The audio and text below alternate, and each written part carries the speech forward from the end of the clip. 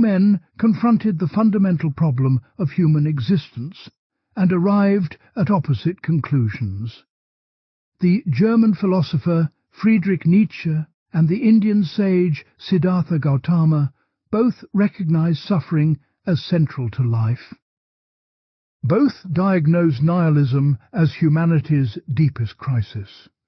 Both rejected conventional morality and religious comfort. Yet their responses diverged so radically that Nietzsche called himself the anti-Buddha of Europe.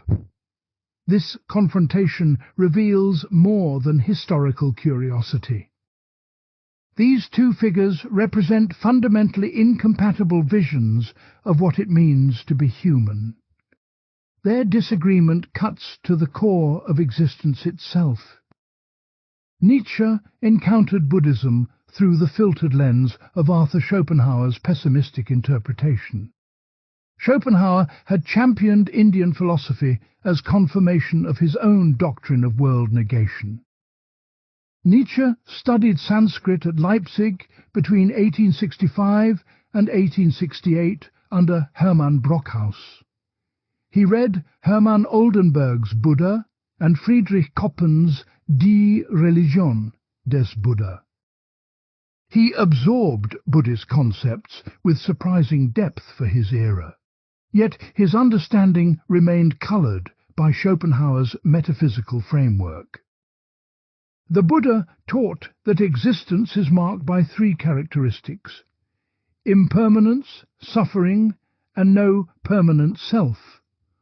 All phenomena arise through dependent origination, meaning nothing exists independently. The self you experience is merely five aggregates: form, feeling, perception, mental formations, and consciousness. These aggregates constantly change and interact through causal chains. Clinging to these temporary aggregates as a permanent self generates suffering. Nietzsche identified the core problem as the death of God and the resulting nihilism. Traditional values had collapsed, leaving humans without meaning or purpose. The challenge was not to escape existence, but to affirm it completely. His solution involved the will to power, eternal recurrence, and the creation of new values. Life should not be denied or transcended, but embraced in its entirety. Both thinkers developed what scholar Antoine Panayiotis calls great health perfectionism, therapeutic approaches to human suffering. Both rejected the concepts of sin, guilt, and divine judgment prevalent in Abrahamic religions. Both emphasized psychological rather than theological frameworks for understanding human problems.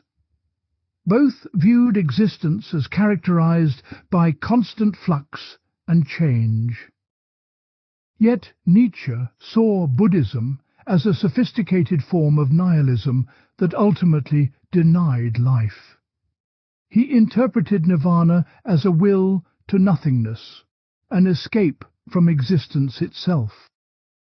This interpretation, scholars now recognize, fundamentally misunderstood Buddhist doctrine. The Buddha explicitly rejected both eternalism and nihilism as extreme views. The genuine differences between these philosophies run deeper than Nietzsche's misinterpretation.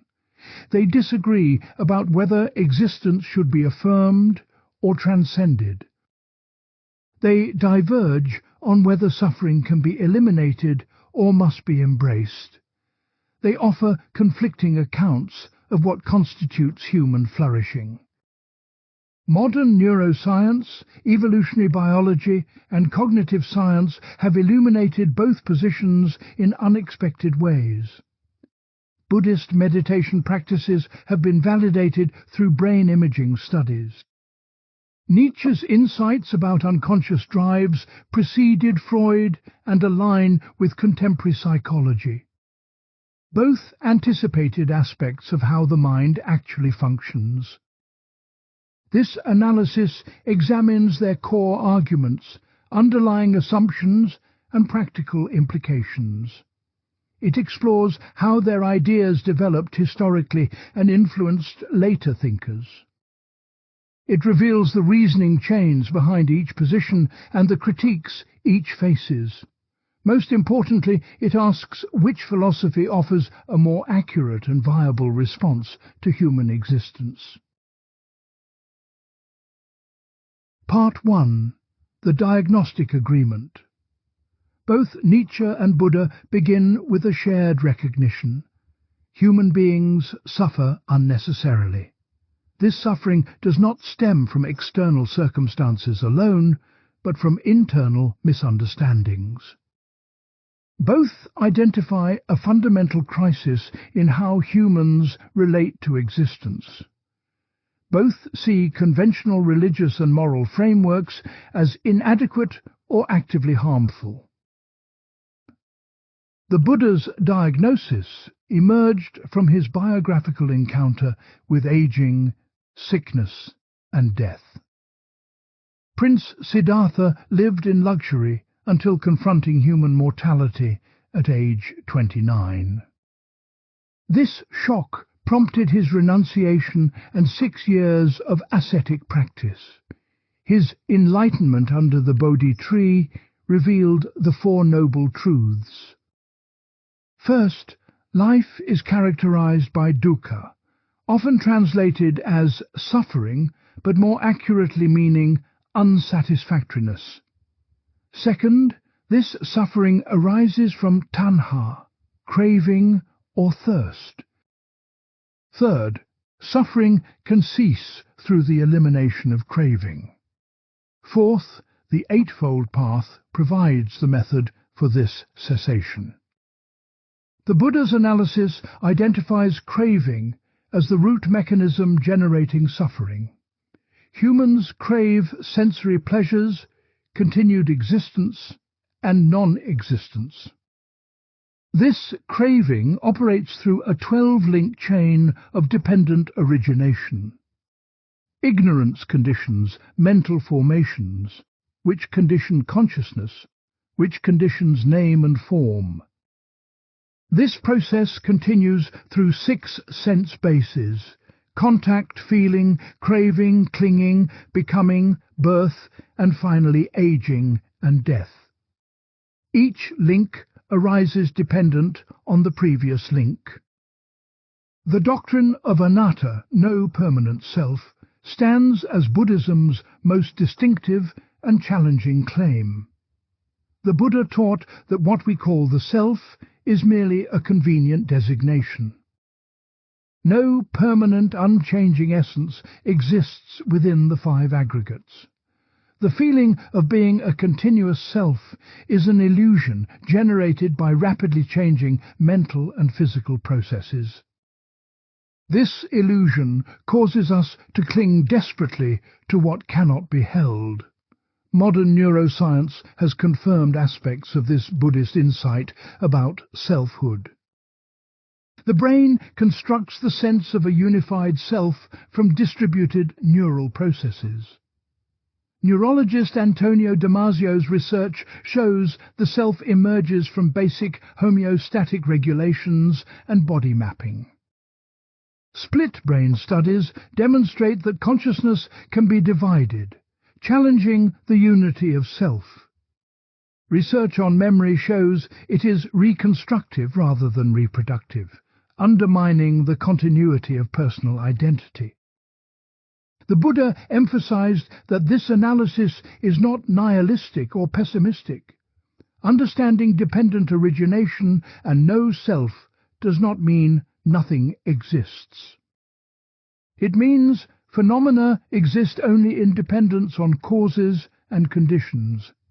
This recognition liberates rather than depresses, because it shows suffering is not inherent or inevitable. Nirvana is not annihilation, but the cessation of the processes that generate suffering. Nietzsche's diagnosis emerged from a different historical and philosophical context. He witnessed what he called the death of God in 19th century Europe. Traditional Christian morality no longer commanded genuine belief among educated Europeans.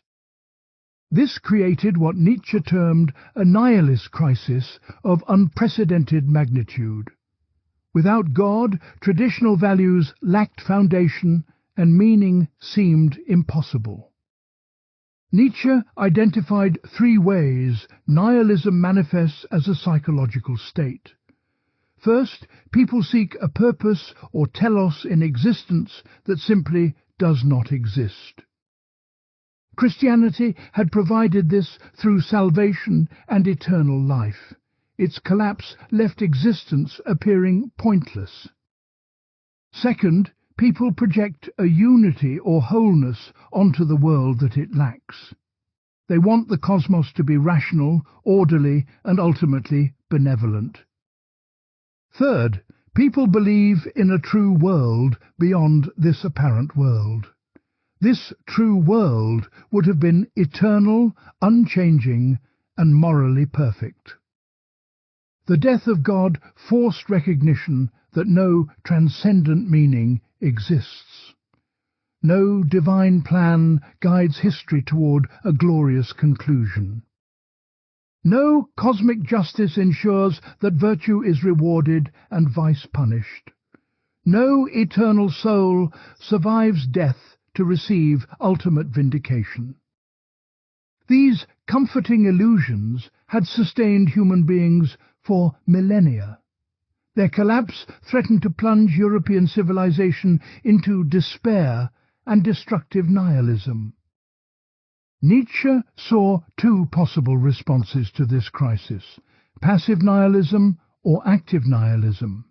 Passive nihilism involves resignation, exhaustion, and the will to nothingness. It seeks escape from existence through distraction, intoxication, or annihilation. Active nihilism involves the creative destruction of old values and the affirmation of life. It embraces the void and uses it as an opportunity for radical freedom. Crucially, Nietzsche interpreted Buddhism as an instance of passive nihilism. He viewed nirvana as a will to nothingness, a sophisticated form of world denial. Compassion, from his perspective, merely spreads suffering by making us assume others' pain. Buddhist practice aimed at eliminating desire, which Nietzsche saw as life negation. The entire system appeared designed to escape existence rather than affirm it. This interpretation, scholars have demonstrated, fundamentally misread Buddhist philosophy. Nietzsche inherited Schopenhauer's conflation of Buddhist and Hindu concepts. Schopenhauer had projected his own pessimism onto Eastern thought. He read Buddhist texts through the lens of his will as chaotic, aimless striving. The Buddha explicitly rejected nihilism in numerous suttas. When asked if nothing exists after death, he refused to answer, calling it an improper question. Nirvana is not nothingness, but the unconditioned, beyond both existence and non-existence as conventionally understood. The cessation of craving does not mean the elimination of all desire, only harmful forms rooted in ignorance. Nevertheless, Nietzsche's misreading reveals a genuine philosophical disagreement beneath the misunderstanding. Even correctly understood, Buddhism seeks to extinguish certain fundamental drives that Nietzsche considered essential to life. The Buddha taught that craving must be eliminated for liberation. Nietzsche insisted that drives, including aggressive and acquisitive ones, constitute life itself. Both thinkers diagnosed a sickness in how humans ordinarily relate to existence. Both viewed conventional morality and religion as symptoms rather than cures. Both emphasized direct experiential understanding over abstract theoretical knowledge. Both developed practices aimed at transforming consciousness and alleviating suffering. The Buddha prescribed meditation, ethical conduct, and wisdom cultivation as the path to liberation. Samatha meditation develops concentration and mental stability. Vipassana meditation cultivates insight into impermanence, suffering, and no self. Ethical precepts restrain harmful actions that disturb the mind. Together, these practices gradually weaken the bonds of craving and ignorance. Nietzsche prescribed what we might call existential self-overcoming. One must acknowledge the death of God and the resulting void without flinching. One must then create one's own values through an act of will. This requires embracing the eternal recurrence. Would you will the exact return of your life forever? Only those who could answer yes have truly overcome nihilism and affirmed existence. The concept of will to power stands at the center of Nietzsche's positive philosophy. This remains one of his most misunderstood and contested ideas. Will to power is not simply the desire to dominate others, though it includes that possibility. More fundamentally, it describes a drive to overcome resistance, to grow, and to expand one's capacities. Nietzsche sometimes presented will to power as a cosmological principle underlying all reality. In his unpublished notebooks, he speculated that the world itself consists of will to power and nothing else. Most scholars now interpret this more modestly as a psychological principle describing human motivation. People naturally seek to increase their power, understood as the capacity for action and self-determination. Alfred Adler, founder of individual psychology, explicitly borrowed from Nietzsche's will to power concept. Adler argued that humans have an innate drive towards superiority and overcoming feelings of inferiority. Contemporary psychology recognizes related phenomena in concepts like self-efficacy and achievement motivation.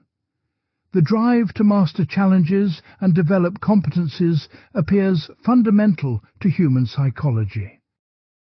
The Buddha would have recognized this drive, but interpreted it very differently.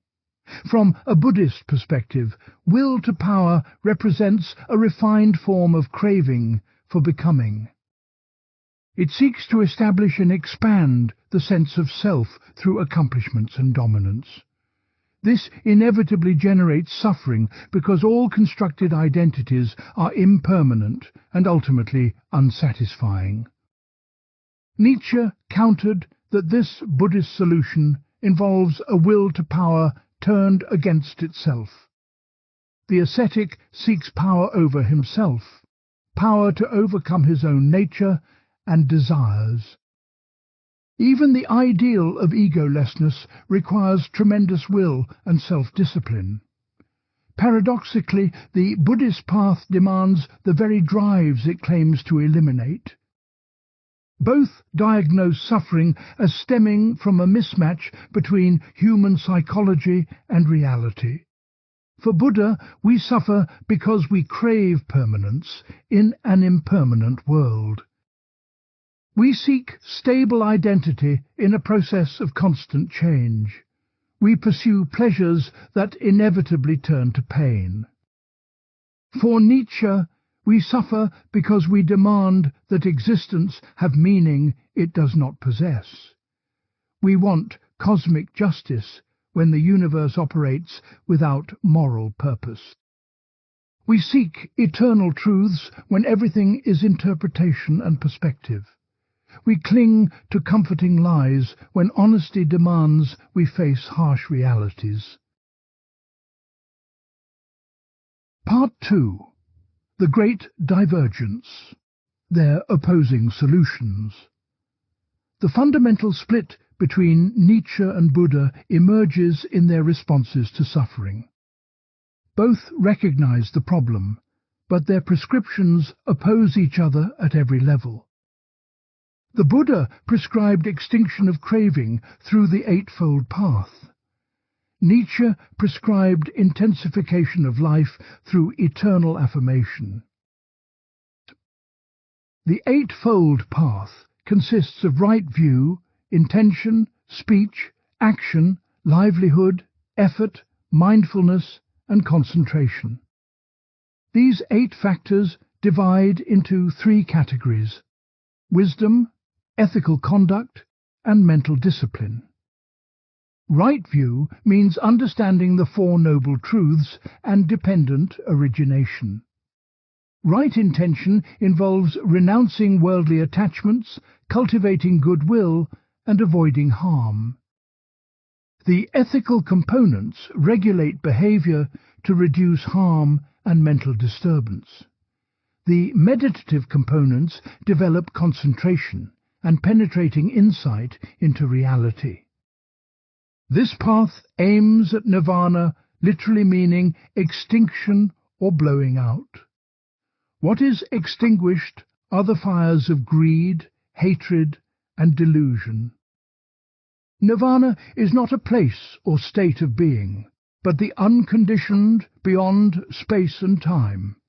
It cannot be adequately described in conceptual terms because it transcends ordinary categories. The Buddha used negative descriptions. It is not born, not made, not conditioned. Positively, it represents complete liberation from the cycle of suffering and rebirth. Scholars have long debated whether nirvana constitutes annihilation or transformation. Early Western interpreters often read it as simple extinction of consciousness. This interpretation influenced Schopenhauer and through him Nietzsche. Contemporary Buddhist studies emphasize that nirvana is neither existence nor non-existence, as ordinarily conceived. The Buddha refused to answer whether an enlightened being exists after death, calling such questions improper.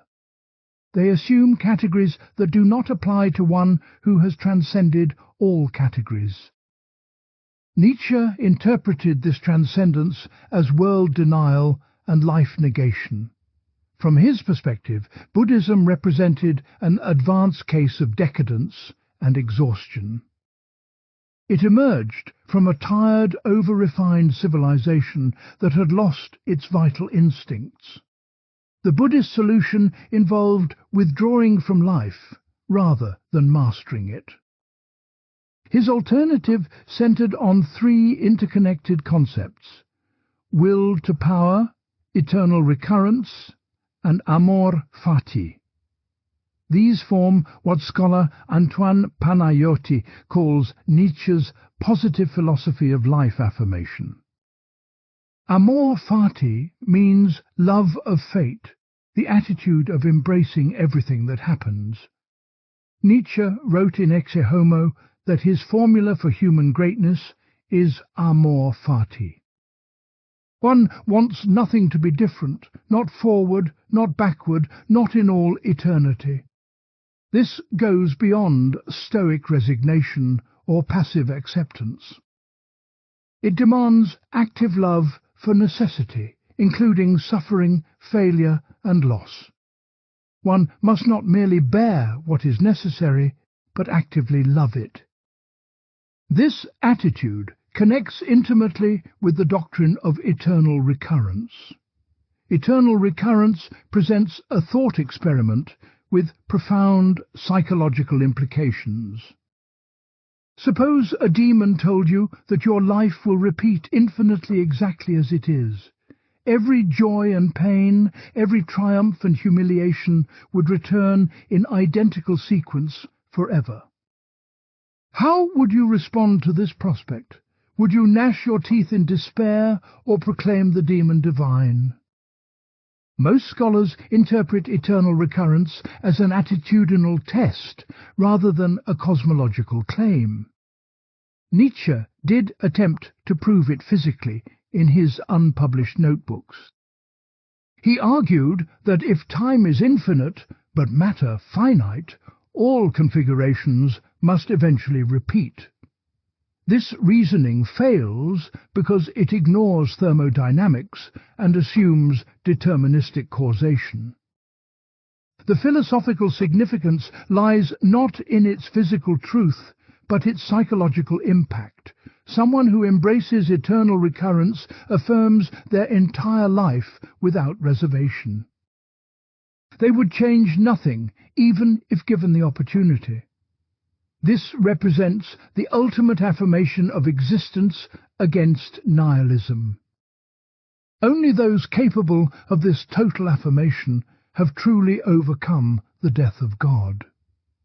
They no longer need transcendent meaning because they embrace immanent reality completely. Nietzsche argued that amor fati and eternal recurrence require tremendous strength. Most people flee from existence into comforting illusions like heaven or nirvana. They cannot bear the weight of existence without transcendent justification. They need to believe suffering serves some ultimate purpose or can be permanently escaped. The Buddha would have recognized this flight from reality, but diagnosed it differently. From a Buddhist perspective, clinging to existence represents the problem, not the solution. Nietzsche's eternal affirmation perpetuates the very craving that generates suffering. It embraces becoming rather than recognizing its ultimately unsatisfactory nature. Buddhist texts distinguish three types of craving: for sensual pleasure, for existence, and for non-existence. Nietzsche's philosophy represents refined craving for existence taken to its logical extreme. Instead of eliminating the thirst that creates suffering, it intensifies and glorifies it. This guarantees continued bondage to the cycle of dissatisfaction. Nietzsche countered that Buddhism's solution involves a subtle form of resentment. Resentment means reactive hostility born from powerlessness and perceived injury. Unable to affirm life, the weak declare life itself to be the problem. They transform their weakness into apparent strength through renunciation and asceticism. Buddhism thus represents slave morality dressed in philosophical sophistication. This critique reveals a fundamental axiological disagreement about what constitutes value. For Nietzsche, power, growth, and self-overcoming represent the highest values. Life should be judged by its intensity, creativity, and capacity for affirmation. Suffering is not inherently bad, but rather the precondition for greatness. Only through struggle and overcoming resistance do humans achieve excellence. For the Buddha, these values themselves arise from ignorance and craving. The pursuit of power and excellence rests on the false assumption of a substantial self. This self must be aggrandized, defended, and perpetually maintained through achievements. But since no such self exists, this entire project is fundamentally misguided. It resembles building an elaborate house on quicksand, doomed to collapse. The practical implications of these opposing solutions diverge dramatically. Buddhist practice involves gradual cultivation of mindfulness, concentration, and insight. Meditators observe mental and physical phenomena arising and passing away. Through sustained observation, they directly experience impermanence, suffering, and no self. This experiential understanding, not mere intellectual knowledge, produces liberation. Thousands of hours of meditation practice typically precede significant attainments. The path requires renunciation of worldly pursuits to varying degrees. Monks and nuns adopt celibacy, poverty, and intensive practice schedules. Lay people maintain ethical precepts and develop concentration through regular meditation. The entire Buddhist tradition emphasizes gradual training and incremental progress. Nietzsche's path involves no systematic practice or institutional framework. He provides no meditation techniques, no ethical precepts, no community support. His philosophy demands individual self-creation through an act of radical freedom. One must become who one is by embracing one's fundamental nature and drives. This requires honest self-examination, courage to face harsh truths, and creative valor. The Nietzschean path emphasizes activity, struggle, and engagement with the world. Rather than withdrawing into meditation, one should immerse oneself in creative projects. Art, philosophy, politics, and cultural innovation provide arenas for self-overcoming.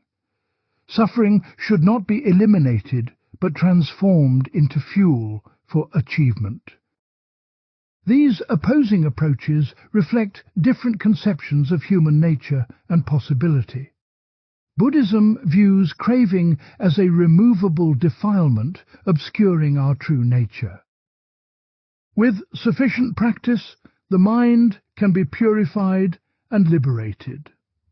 This optimism about human perfectibility underlies the entire soteriological project. Nietzsche views drives as constitutive of human nature, not removable imperfections. We are fundamentally beings of will to power, desiring and striving. Any attempt to eliminate these drives would destroy what makes us human. The question is not whether to have drives, but how to organize and direct them. Modern psychology offers evidence supporting aspects of both positions. Buddhist meditation demonstrably reduces suffering and increases well-being. Brain imaging studies show meditation alters neural activity in regions associated with emotion regulation. Long-term practitioners exhibit increased grey matter density in areas linked to attention and emotional control. These findings validate the Buddhist claim that mental training can fundamentally alter consciousness. Simultaneously, evolutionary psychology confirms that basic drives are deeply embedded in human nature. The desire for status, the pleasure in overcoming challenges and aggressive impulses served adaptive functions. Complete elimination of such drives would require altering our biological architecture at fundamental levels. This suggests Nietzsche correctly identified drives as constitutive rather than removable. Perhaps the deepest disagreement concerns whether existence itself should be affirmed or transcended.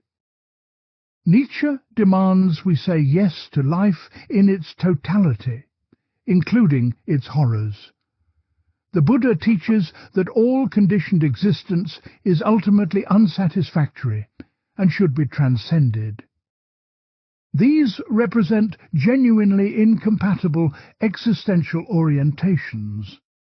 Nietzsche accused Buddhism of nihilism because it seeks to extinguish rather than transform suffering. Yet the Buddha explicitly rejected nihilism as a wrong view. Nirvana is not nothing, but rather the unconditioned that stands beyond existence and non-existence. This distinction, however subtle, matters crucially for understanding Buddhist metaphysics. From the Buddhist perspective, Nietzsche's eternal affirmation represents a sophisticated form of ignorance. It clings to becoming and change as ultimate when they are merely conditioned phenomena. True wisdom recognizes the unconditioned that transcends the entire realm of flux. Nietzsche's philosophy mistakes the prison for freedom by learning to love the chains. Part 3. Metaphysical Foundations, Reality, Self and Existence. The clash between Nietzsche and Buddha extends to fundamental questions about reality's nature. Their divergent metaphysics determine everything else in their philosophies. The Buddha developed a sophisticated metaphysical system centered on dependent origination. Nietzsche rejected traditional metaphysics while offering his own vision of reality as will to power. Buddhist metaphysics divides phenomena into conditioned and unconditioned realms.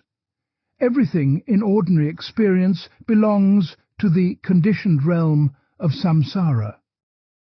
These phenomena arise dependent on causes and conditions according to natural laws. The principle of dependent origination explains how everything emerges through causal relationships. The 12 links of dependent origination describe the cycle of suffering and rebirth.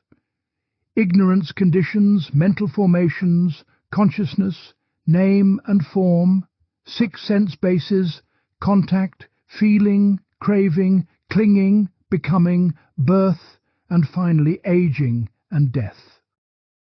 Each link arises dependent on the previous link in a continuous causal chain. Understanding this chain reveals how suffering originates and how it can cease. This metaphysics denies any first cause or ultimate origin point. Asking what existed before dependent origination represents a category error.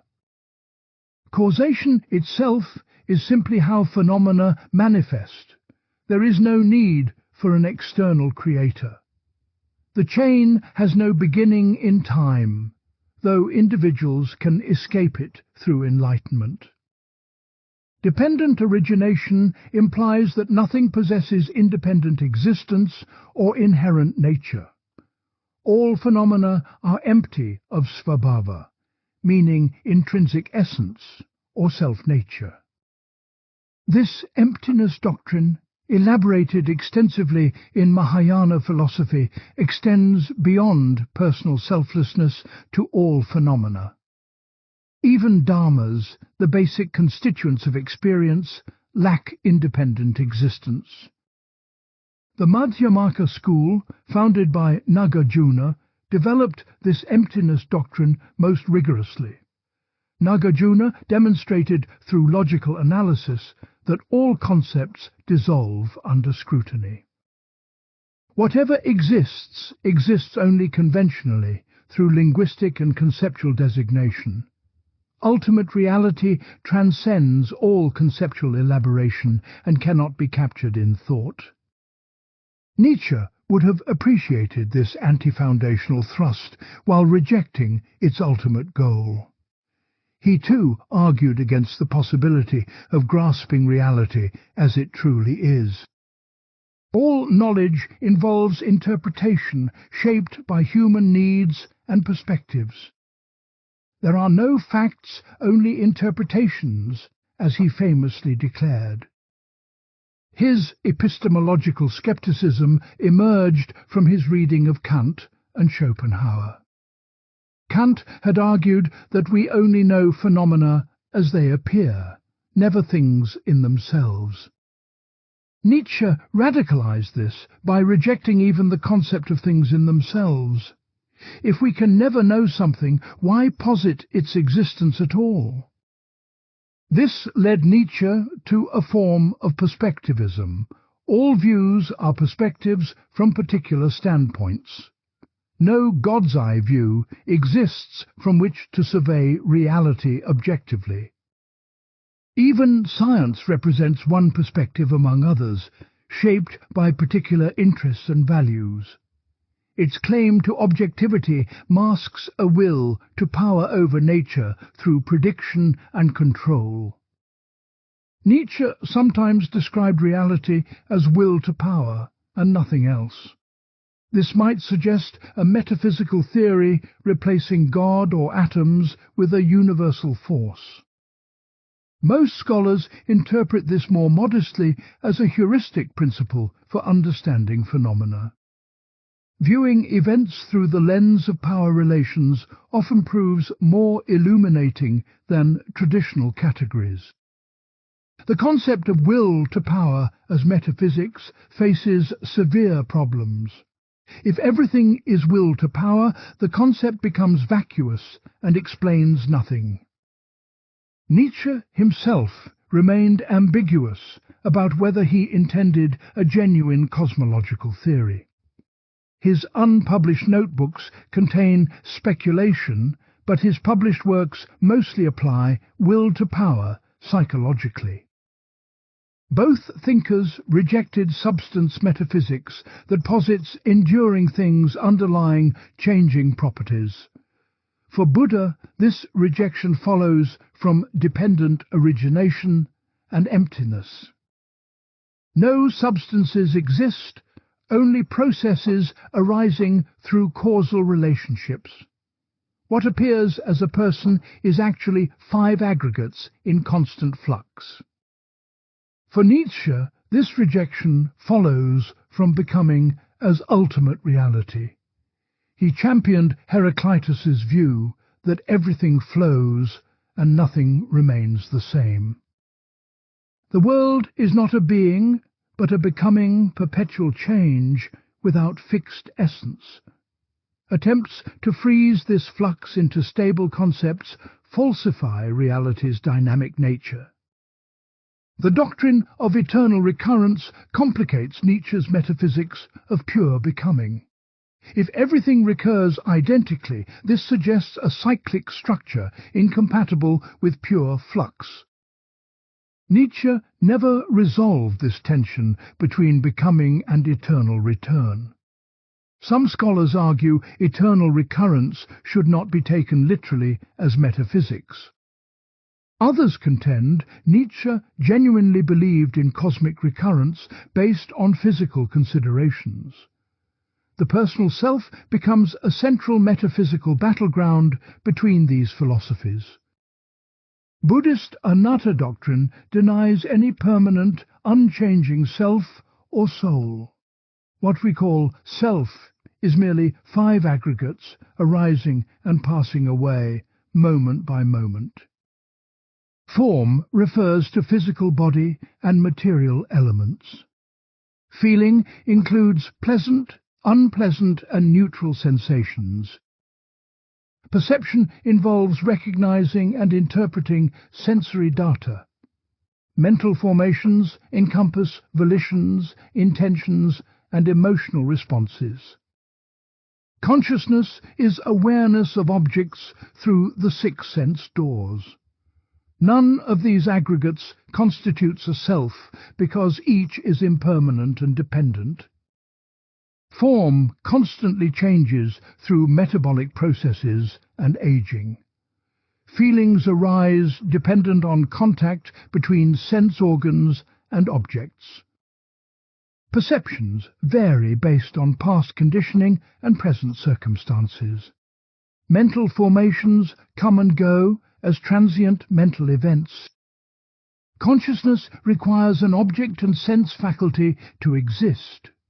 Modern neuroscience has provided remarkable confirmation of the Buddhist view. The sense of a unified self emerges from distributed brain processes without any central controller. Neuroscientist Michael Gazzaniga's split brain research revealed that consciousness can be divided. He Each hemisphere generates its own stream of awareness when the corpus callosum is severed. This demonstrates that the unity of self is constructed rather than given. Research on neural correlates of consciousness shows no single location where the self resides. Instead, various brain regions coordinate to produce the sense of being a unified subject. The default mode network activates during self-referential thinking and autobiographical memory. But this network is not the self. It is merely brain activity associated with self-representation. Studies of memory further undermine the continuity of personal identity over time. Memory is reconstructive, constantly shaped by present concerns and later experiences. What we remember about our past changes based on who we are now. The person you were 10 years ago differs so dramatically that personal identity across time becomes questionable. Philosopher Derek Parfit developed a Buddhist-inspired theory of personal identity based on psychological continuity. He argued that apart from causally connected mental and physical events, no separately existing self exists. This reductionist view eliminates the deep further fact of personal identity beyond physical and psychological continuity. Parfit explicitly noted that Buddha would have agreed with this analysis. Nietzsche approached the self-question from a different angle, but reached similar conclusions. He rejected the notion of a unified, rational subject that thinks and acts. The self is not a being, but a plurality of drives competing for dominance. What we call consciousness is merely surface-level awareness of conflicts occurring in unconscious depths. His psychological model anticipated Freud's theory of unconscious motivation by decades. Most mental activity occurs below the threshold of conscious awareness. Conscious thoughts and decisions are often rationalizations of unconscious drives. The feeling of free will is an illusion generated by ignorance of true causes. This makes the self more like a political regime than a unified agent. Various drives struggle for power, forming temporary alliances and coalitions. What we call character is simply which drives have achieved dominance and organized the personality. A strong person is one whose drives are well organized under a hierarchy. A weak person is one whose drives remain chaotic and conflicting. Both Nietzsche and Buddha thus reject the substantial self of traditional philosophy. Yet their reasons and implications differ significantly. Buddha rejects self to enable liberation from suffering through non-clinging. Nietzsche rejects self to enable creative self-fashioning through drive organization. For Buddha, recognizing no self leads to reduced suffering and peaceful detachment.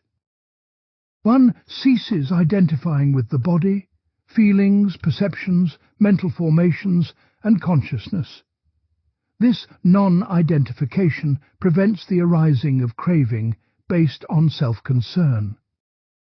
Without a self to protect or aggrandize, many sources of anxiety dissolve. For Nietzsche, recognizing multiple drives enables conscious self-creation. One can examine which drives dominate and decide whether this arrangement serves higher goals. The task becomes organizing one's drives into a coherent, powerful hierarchy. This requires strength to impose order on the chaos of competing impulses. The metaphysical status of consciousness itself divides these thinkers. Buddhist Abhidhamma philosophy analyzes consciousness into discrete moments arising and passing away. Each moment of consciousness depends on an object and a sense faculty. Consciousness is not a thing but a process, empty of inherent existence like all phenomena. The Yogacara school developed this into a sophisticated, idealist phenomenology. Nietzsche viewed consciousness as a relatively recent evolutionary development. It arose to facilitate social coordination and communication among humans. Most of what we do requires no consciousness. We act from unconscious habit and instinct. Consciousness falsifies reality by simplifying and categorizing what is actually complex and fluid. Both views challenge the Cartesian tradition that makes consciousness foundational and indubitable. Neither accepts that thinking proves a thinking substance exists. Consciousness is not a substance, but an activity, and a relatively superficial one at that. The relationship between appearance and reality takes different forms in each philosophy. Buddhism distinguishes conventional truth from ultimate truth without making appearance entirely illusory. Conventionally, persons and tables and trees exist and can be meaningfully discussed. Ultimately, only dependently originated phenomena empty of inherent existence exist. These two levels of truth complement rather than contradict each other. Nietzsche rejected any appearance-reality distinction that privileges one realm over another. Traditional metaphysics denigrates appearance by positing a true world behind phenomena. This true world was supposed to be eternal, unchanging, and accessible only through reason or revelation. Nietzsche proclaimed that this true world is a fable we should abandon. With the true world abolished, the apparent world also disappears as a category. We are left with simply the world as it presents itself in experience. This world is the only world, neither appearance nor reality, but simply what is. All interpretations are equally valid or invalid, since no true version exists for comparison. These metaphysical positions have ethical implications we will explore in subsequent sections. For now, recognize that their views of reality, self, and existence shape everything else. Part 4. The Psychology of Transformation. Methods and Practices. Both Nietzsche and Buddha offer therapeutic philosophies aimed at transforming human consciousness. They diagnose psychological problems and prescribe practices to address them. Yet their methods diverge as dramatically as their ultimate goals. The Buddha developed systematic training in ethics, meditation, and wisdom. Nietzsche offered provocative ideas, but no systematic practice regimen. Buddhist training begins with ethical conduct to stabilize the mind and reduce harm. The 5 precepts for laypeople prohibit killing, stealing, sexual misconduct, lying, and intoxication. These restraints reduce guilt, anxiety, and social conflict that disturb mental peace. Monks and nuns adopt hundreds of additional rules regulating behavior in minute detail. This external discipline creates conditions conducive to internal transformation. The psychological rationale behind ethical precepts is sophisticated. Harmful actions generate remorse and fear of consequences that agitate the mind. An agitated mind cannot achieve the concentration required for deep meditation. Furthermore, harming others strengthens the delusion of separation between self and other.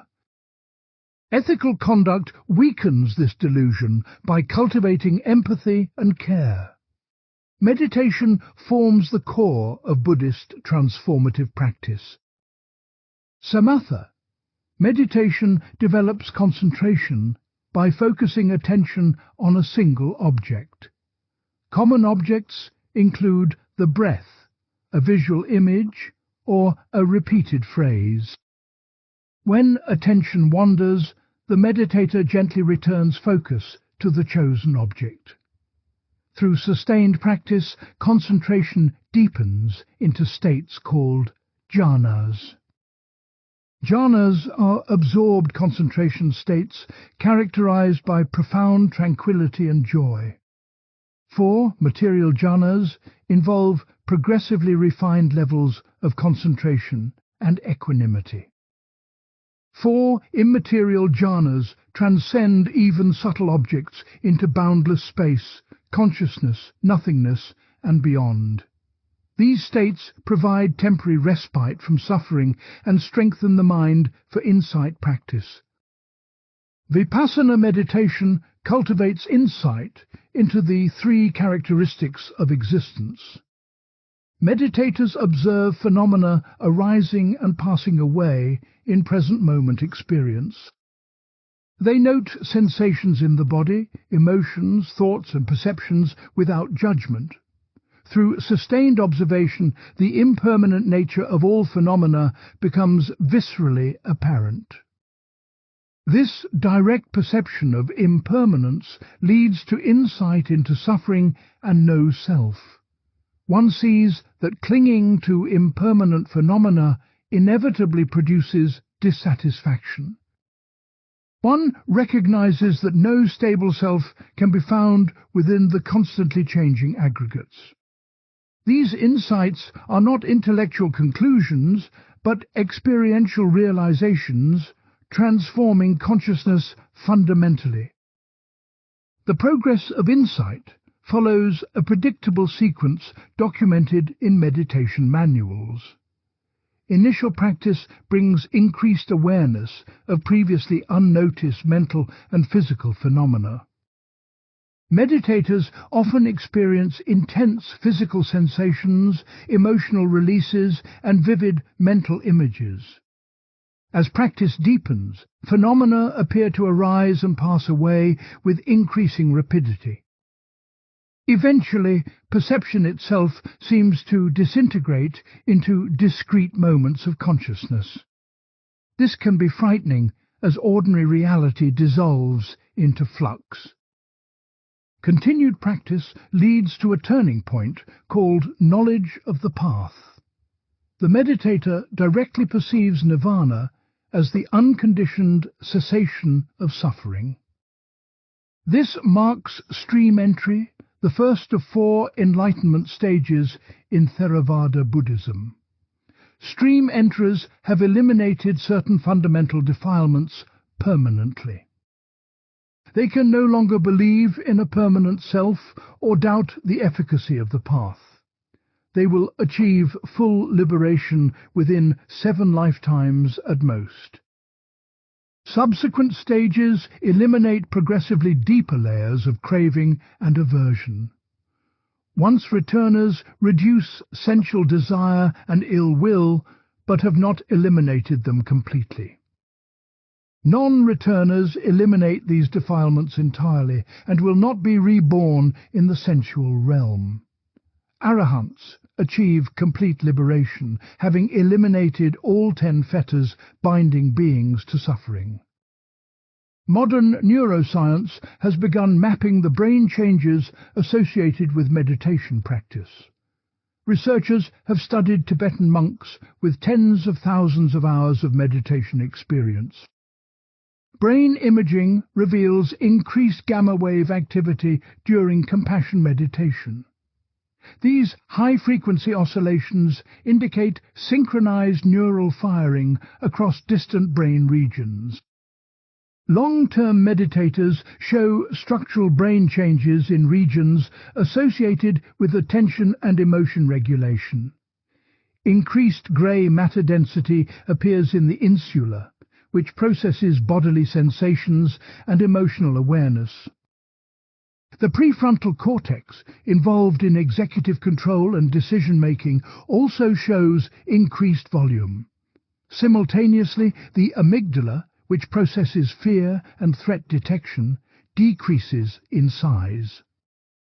Studies of mindfulness meditation document changes in default mode network activity. This network activates during mind-wandering and self-referential thinking.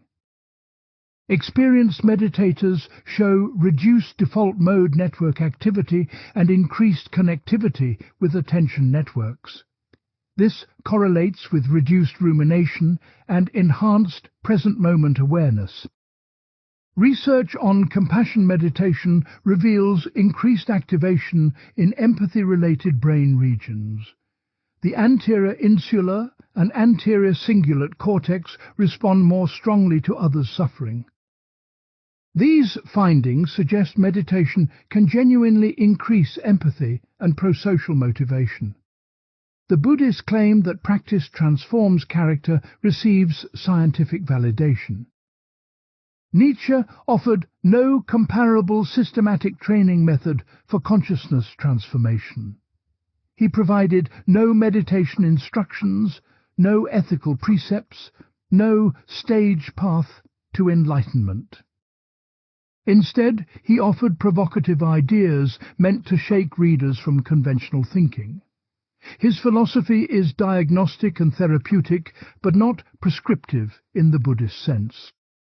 Nietzsche's method involves relentless self-examination and psychological honesty. One must excavate unconscious motives and drives that shape thought and behavior. This requires courage, because what one discovers may be unflattering or disturbing. We must acknowledge that morality often masks resentment, that compassion may hide weakness, that idealism can be cowardice. He advocated genealogical analysis to reveal hidden origins of values and beliefs. Where did your moral convictions come from, and what psychological needs do they serve? Tracing genealogy exposes how present values arose from past power struggles and psychological dynamics. This demystifies morality by showing its all-too-human origins. The eternal recurrence functions as a thought experiment for self-assessment and transformation. Ask yourself whether you would will the exact return of your life infinitely. If the answer is no, what would need to change for you to embrace eternal return? This question forces radical honesty about whether you truly affirm your existence. Someone incapable of embracing eternal recurrence lives inauthentically, fleeing from existence. They organize life around avoiding pain rather than creating value. They seek external validation rather than self-generated meaning. They remain trapped in reactive existence, driven by fear and resentment. Achieving amor fati requires reorganizing one's drives and values around life affirmation. This involves no technique, but rather a fundamental reorientation of attitude. One must cultivate what Nietzsche calls the Dionysian spirit that embraces chaos and becoming. This means accepting destruction as necessary for creation and suffering as fuel for growth. The concept of self-overcoming stands at the center of Nietzsche's transformative vision. One must perpetually surpass oneself, refusing to settle into comfortable stability. Every achievement becomes a platform for further striving rather than a resting place. This requires tremendous energy and vitality. what Nietzsche calls great health. Great health is not mere physical wellness, but a condition of psychological abundance. It involves robust drives organized into a powerful hierarchy, serving creative ends. The healthy person can withstand suffering and transform it into productive energy. They experience life intensely, embracing both ecstasy and agony without flinching. Nietzsche saw art as the highest form of this life-affirming activity.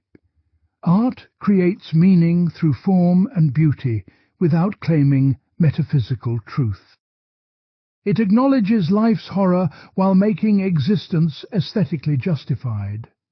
The artist becomes the model for how humans should relate to existence. Comparing these approaches reveals profound methodological differences. Buddhism offers a clear path that anyone can follow through systematic practice. Millions have traversed this path over 2.5 millennia with documented results. The method is public, teachable, and relatively independent of cultural context. Nietzsche's approach remains radically individualistic and vague about practical implementation. How exactly does one achieve amor fati or organize one's drives? No practice tradition exists to guide aspirants beyond reading Nietzsche's writings. The philosophy inspires, but provides little practical guidance for transformation. Yet Nietzsche's method has the advantage of engaging with active life rather than withdrawing from it. One need not renounce worldly activity or spend hours in meditation. The transformation occurs through creative work, relationships, and cultural engagement. This makes it more compatible with modern secular life than monastic Buddhism. Buddhist practice can be integrated into lay life through adapted forms. Mindfulness-based stress reduction programs teach meditation without Buddhist religious framework.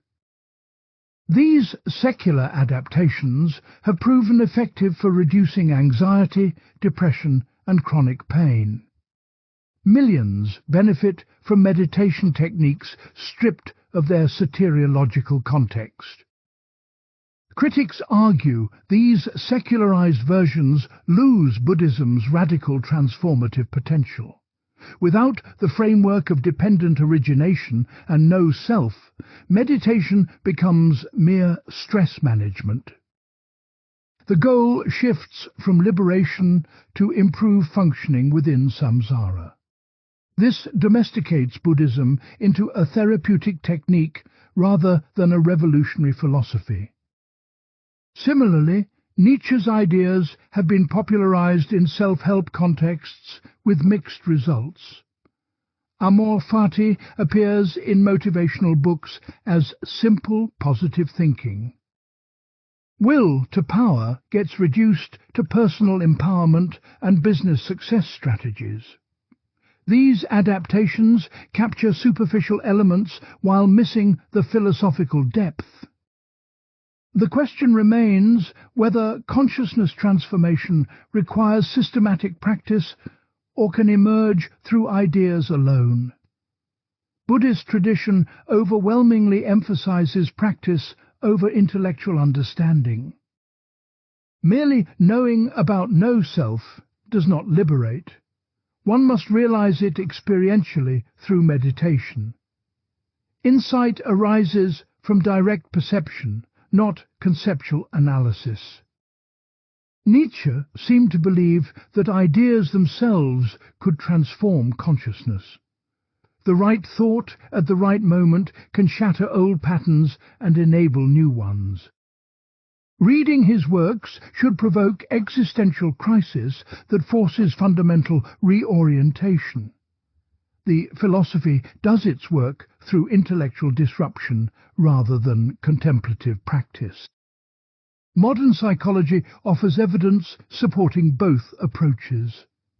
Cognitive therapy demonstrates that changing thought patterns can reduce suffering significantly. Identifying and challenging distorted thinking improves mood and functioning. This supports Nietzsche's emphasis on ideas and interpretations shaping experience. Simultaneously, contemplative practices produce effects distinct from cognitive interventions alone. Meditation alters brain structure and function in ways that talking therapy does not. The combination of cognitive work and meditative practice appears most effective. This suggests both thinkers captured partial truths about human transformation. Part 5. Ethics and Compassion. The moral question. The ethical visions of Nietzsche and Buddha stand in stark opposition. Their disagreement about morality follows inevitably from their divergent metaphysics and psychology.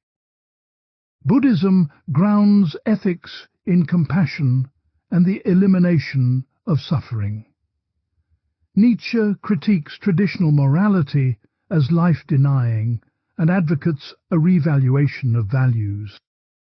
Compassion, karuna, occupies a central place in Buddhist ethics. All beings suffer and all deserve liberation from suffering. Recognizing our shared predicament generates natural sympathy and care for others. The boundaries between self and other dissolve when one understands no permanent self exists. Buddhist texts describe 4 sublime states called Brahma-viharas: loving-kindness, compassion, sympathetic joy, and equanimity. Loving-kindness means wishing happiness and welfare for all beings without exception. Compassion involves the desire to relieve suffering wherever it appears. Sympathetic joy is happiness at others' good fortune rather than envy. Equanimity maintains balance and non-attachment toward all beings equally. These attitudes are not mere feelings, but are cultivated through systematic meditation practice. In metta-meditation, practitioners systematically extend loving-kindness to themselves, loved ones, neutral persons, difficult persons, and finally, all beings. The practice gradually breaks down the distinction between in-group and out-group. Research shows this increases prosocial behavior and reduces implicit bias. The ethical precepts in Buddhism derive from the principle of non-harming. Since all beings desire happiness and fear suffering, we should not cause harm. The first precept against killing applies to all sentient beings, not just humans. This extends Buddhist ethics to animals in ways Western traditions historically have not. Buddhist ethics operates through a consequentialist framework focused on mental states rather than external outcomes alone. Actions arising from greed, hatred, and delusion produce suffering for self and others. Actions arising from non-greed, non-hatred, and wisdom produce welfare and happiness. Karma means intentional action and its consequences across time. The doctrine of karma asserts that ethical causation is built into reality's fabric. Harmful intentions and actions plant seeds that ripen into suffering for the agent. Beneficial intentions and actions plant seeds that ripen into happiness. This occurs through natural processes, not divine judgment or supernatural punishment. Modern interpretations emphasize karma's psychological dimensions over metaphysical claims about rebirth. Harmful actions generate guilt, anxiety, and mental turbulence that cause suffering. They reinforce negative behavioral patterns that lead to adverse social consequences. Beneficial actions generate peace, confidence, and positive patterns that lead to favorable outcomes. Nietzsche launched his most aggressive attacks against this type of morality. He saw compassion as a subtle expression of the will to power in disguise. The compassionate person experiences superiority over the suffering person they help. Compassion involves assuming another's suffering, thereby multiplying total suffering in the world. More fundamentally, moralities based on compassion and non-harming represent slave morality. In his genealogy of morals, Nietzsche traced morality's origins to resentment among the powerless. Unable to directly attack their oppressors, slaves invented values that made powerlessness virtuous. They called their weakness patience, their inability to take revenge forgiveness, their cowardice compassion. Master morality, by contrast, affirms power, strength, nobility, and achievement. Masters determine what is good based on what enhances life and power. They experience no guilt about their dominance because they operate beyond good and evil. Their morality is life-affirming rather than life-denying. Christianity represented the triumph of slave morality through a remarkable psychological coup. Priests convinced the powerful to accept values invented by the weak. They introduced guilt, sin, and the bad conscience to make strength itself seem shameful. This priestly manipulation produced what Nietzsche called the sick animal, called man. Nietzsche praised Buddhism for avoiding Christianity's worst features. Buddhism does not burden people with original sin or concepts of eternal damnation. It treats suffering as a medical problem requiring hygienic solutions rather than moral failing requiring punishment. The Buddha functions more as physician than priest in Nietzsche's reading.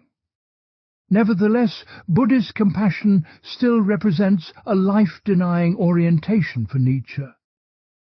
It seeks to eliminate suffering rather than transform it into fuel for greatness. It promotes equality and universal compassion rather than rank order and excellence. It counsels non-harming when sometimes cruelty is necessary for creation. Nietzsche's positive ethics centers on self-overcoming and the creation of values. Beyond good and evil means beyond slave morality's dichotomy of good versus evil. The overman creates his own values based on life affirmation and will to power. These values need not align with conventional morality or universal principles. This raises the problem of moral chaos that critics have identified. If everyone creates their own values, what prevents murder, torture, and exploitation? Does Nietzsche's philosophy justify any action that enhances the agent's power? Nietzsche never satisfactorily answered this objection. Some scholars argue Nietzsche's ethics focuses on self-directed power rather than domination of others. The will to power primarily means overcoming oneself, not conquering external opponents. Self-overcoming requires discipline, creativity, and the transformation of drives into higher forms. This interpretation makes Nietzsche's ethics more defensible but perhaps less distinctive. Others contend Nietzsche genuinely advocated an ethics of strength that accepts inequality and hierarchy. Not all humans are equal in capability or worth. Excellence requires rare individuals to transcend the limitations of the herd. These exceptional beings should not be constrained by moral rules designed for mediocrity. Buddhist ethics faces different challenges from contemporary perspectives. The emphasis on non-harming can appear passive in the face of injustice.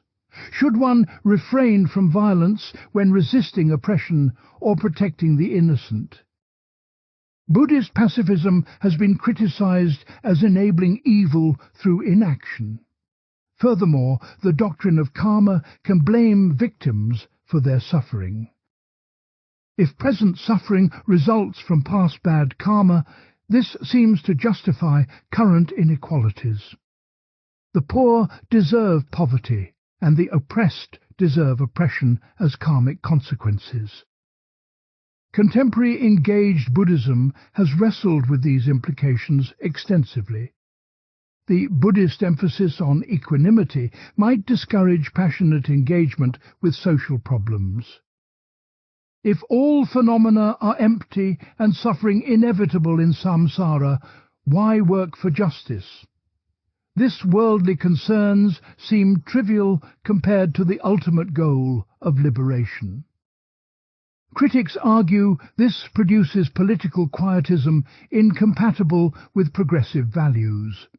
Defenders respond that compassion necessarily entails active concern for others' welfare. Proper understanding of karma emphasizes present action rather than past causes. We cannot know others' karmic histories, but can reduce suffering in the present. Many Buddhists have engaged in social reform, political resistance, and humanitarian work. The Mahayana Bodhisattva ideal represents Buddhism's most other-directed ethical vision. Bodhisattvas vow to achieve enlightenment in order to liberate all sentient beings. They postpone final nirvana to remain in the world helping others. This represents supreme compassion and self-sacrifice for universal welfare.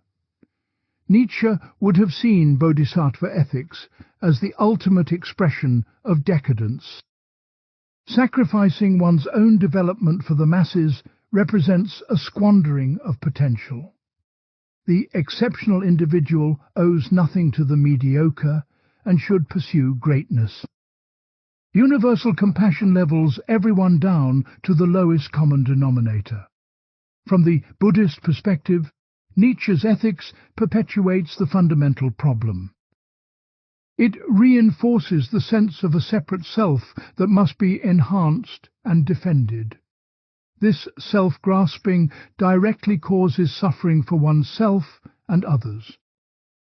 True welfare comes from recognizing no self, not from strengthening egoic identity. Modern moral psychology offers insights into both positions. Research on empathy reveals it can be both prosocial and parochial. Empathy motivates helping, but primarily for in-group members. It can even increase hostility toward out-groups seen as threatening those we care about.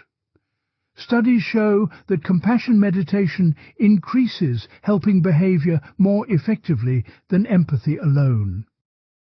Compassion involves the motivation to relieve suffering without necessarily feeling others' pain. This makes it more sustainable and less prone to burnout than empathy. These findings support the Buddhist cultivation of compassion as distinct from mere empathy. Evolutionary biology explains moral sentiments through natural and sexual selection processes. Cooperation provided survival advantages in ancestral environments. Altruism toward kin increases inclusive fitness by helping genes survive. Reciprocal altruism benefits both parties in repeated interactions. Reputation and status accrue to those who help others. This evolutionary account aligns partially with Nietzsche's suspicion of altruism's motives. Even apparently selfless acts often serve self-interest in subtle ways. However, evolution also produced genuine capacities for empathy and care that transcend narrow self-interest. The debate continues about whether true altruism exists or reduces to sophisticated self-interest. Part 6. The Übermensch versus the Arhat. Ideals of human perfection. Nietzsche and Buddha present radically different visions of human perfection. The Übermensch represents Nietzsche's ideal of self-created greatness. The Arhat embodies Buddhist liberation from suffering through enlightenment. These ideals encapsulate everything distinctive about each philosophy. Nietzsche introduced the Übermensch in Thus Spoke Zarathustra as humanity's ultimate goal. The term translates as overman or superman, though both miss important connotations.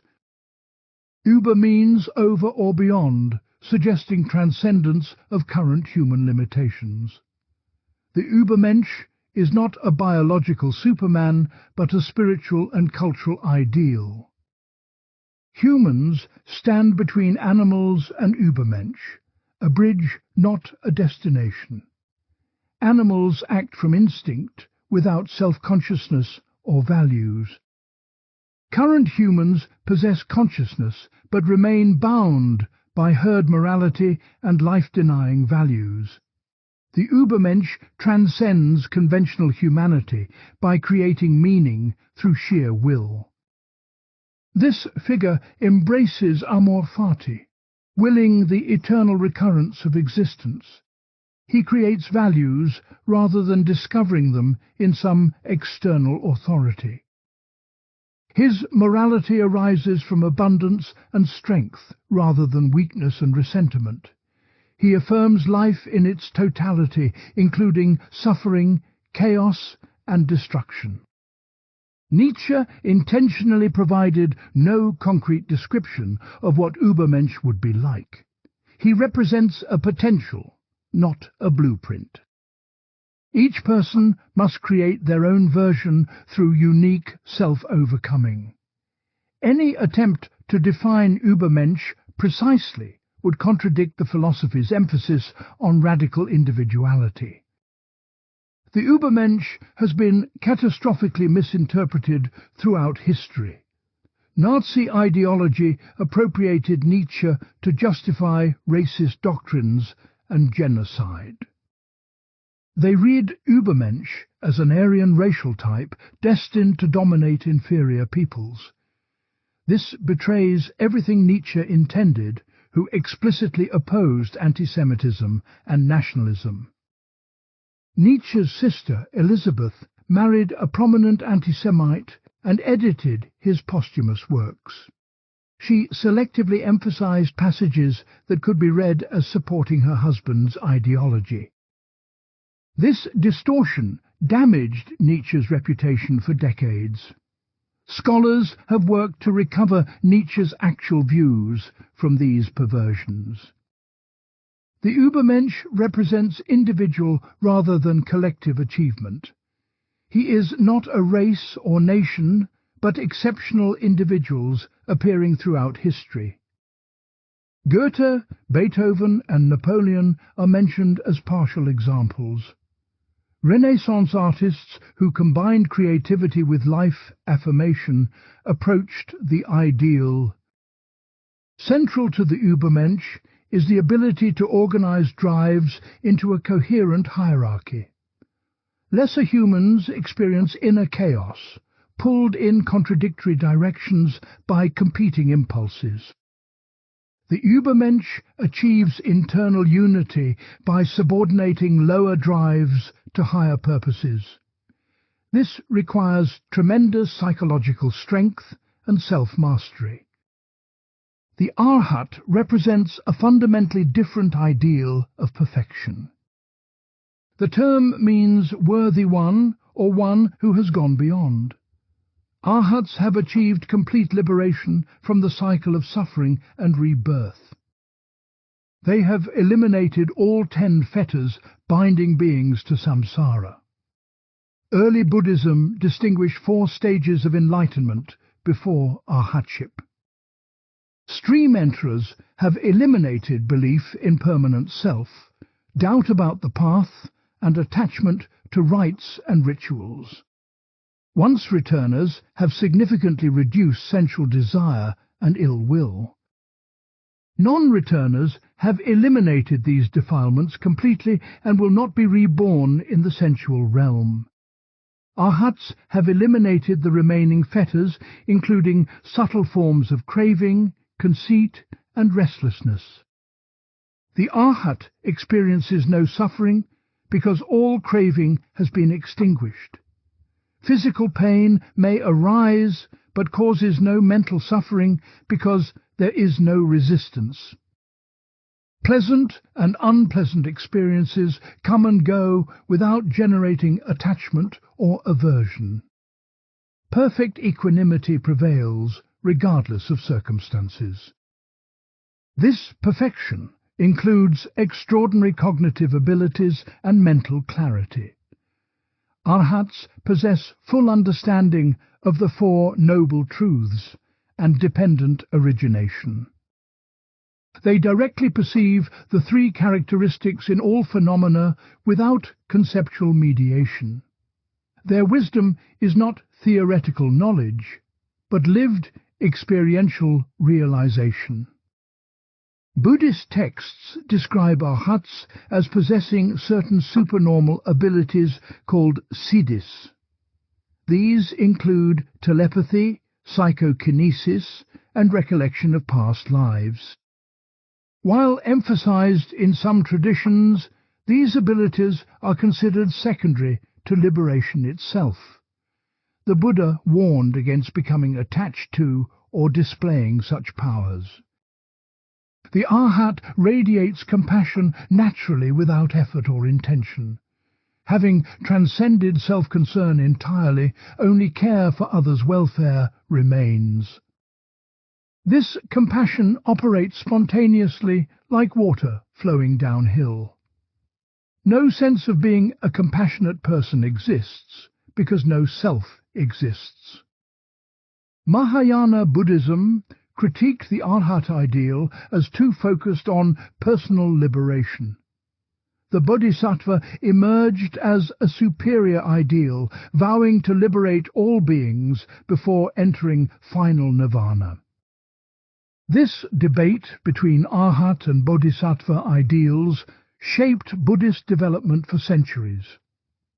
Theravada tradition defended the Arhat, while Mahayana emphasized the Bodhisattva. Both Arhat and Übermensch transcend ordinary human limitations, but in opposite directions. The Arhat achieves perfection through elimination and purification. The Übermensch achieves perfection through enhancement and creation. The Arhat subtracts all that is unwholesome. The Übermensch adds new values and capabilities. The Arhat has no desires or ambitions remaining. The Übermensch overflows with creative drive and powerful ambitions. The Arhat experiences perfect peace and equanimity. The Übermensch experiences intense engagement with life, including its extremes. From Nietzsche's perspective, the Arhat represents life-denying perfection. Having eliminated craving, the Arhat eliminates what makes life worthwhile. The resulting peace resembles death more than vibrant existence. This ideal appeals only to those exhausted by life and seeking escape. From the Buddhist perspective, the Übermensch represents egoic inflation. The entire project of self-overcoming and value creation rests on the delusion of a substantial self. This guarantees continued suffering no matter how elevated or refined the attainments. True freedom requires recognizing rather than enhancing the self. Modern psychology might frame this as a debate between self-actualization and self-transcendence. Abraham Maslow's hierarchy of needs places self-actualization at the pinnacle of human development. Self-actualized people realize their full potential and create meaningful lives. This aligns somewhat with Nietzsche's vision of self-overcoming. Later, Maslow added self-transcendence above self-actualization. Self-transcendent individuals go beyond personal concerns to identify with larger wholes. They experience peak experiences involving loss of ego boundaries and unity with existence. This aligns more closely with Buddhist ideals of no self and universal compassion. The question becomes whether these represent stages or competing alternatives. Perhaps one must first actualize the self before transcending it. Or perhaps pursuing self-actualization postpones the more important work of self-transcendence. Both Nietzsche and Buddha would reject compromise positions that dilute their radical visions. Part 7. The Science Connection. Neuroscience, Biology and Psychology. Modern science illuminates both Nietzsche and Buddha in ways neither could have anticipated. Neuroscience reveals brain mechanisms underlying their insights about consciousness and self. Evolutionary biology explains the origins of drives and moral sentiments they analyzed philosophically. Cognitive science maps the mental processes they described introspectively. Buddhist claims about the constructed nature of self receive remarkable neuroscientific confirmation.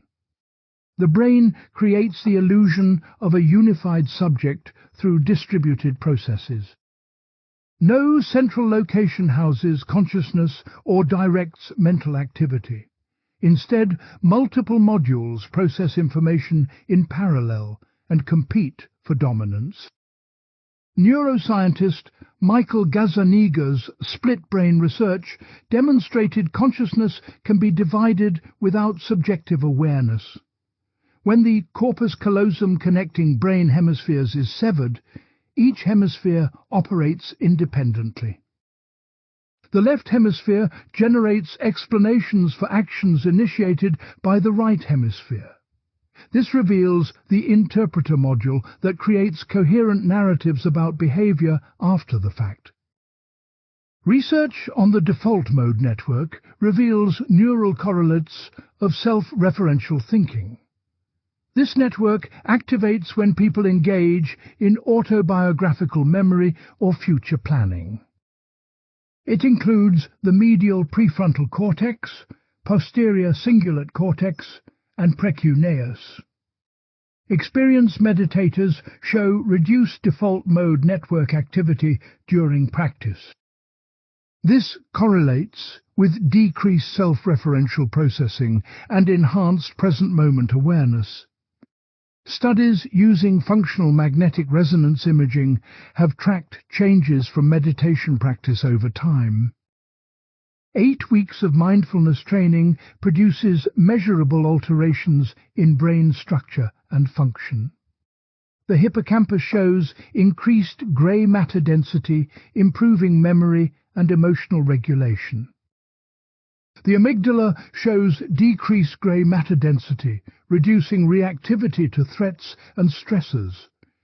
These structural changes persist beyond the training period, indicating lasting transformation. Research on advanced meditators reveals even more dramatic effects. Tibetan monks with over 10,000 hours of practice show extraordinary gamma wave synchronization during compassion meditation. These high-frequency oscillations indicate coordinated activity across widely distributed brain regions. Such synchronization rarely appears in ordinary consciousness, but characterizes focused attention and heightened awareness. The neuroscience of no-self extends to research on self-perception and agency. Benjamin Libet's famous experiments showed brain activity initiates voluntary actions before conscious awareness of intention.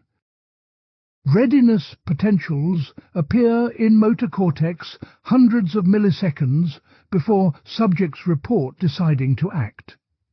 This suggests conscious will is an interpretation of unconscious processes rather than their cause.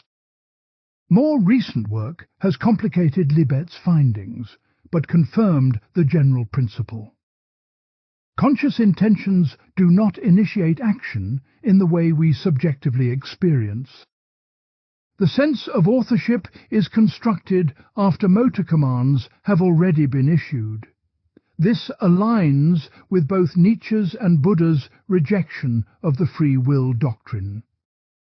Nietzsche's insight about unconscious drives determining behavior preceded modern psychology by decades. Freud acknowledged Nietzsche's influence on his theory of unconscious motivation.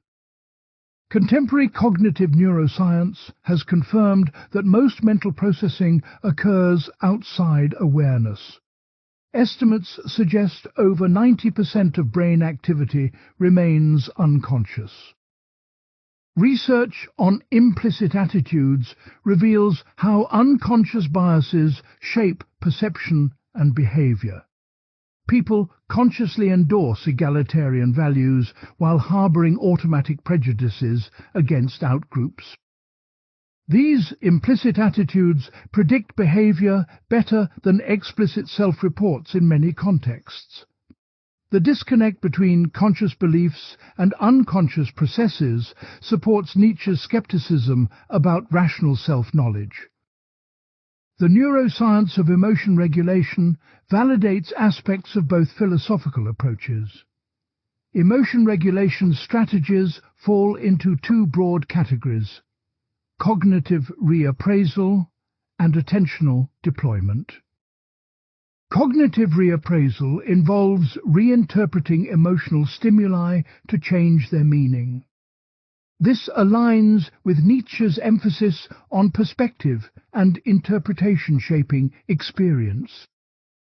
Attentional deployment involves directing attention away from or toward emotional stimuli. Meditation practices cultivate attention control and non-reactive awareness of emotions. This aligns with Buddhist training in mindfulness and equanimity. Brain imaging shows these strategies activate different neural circuits with distinct effects.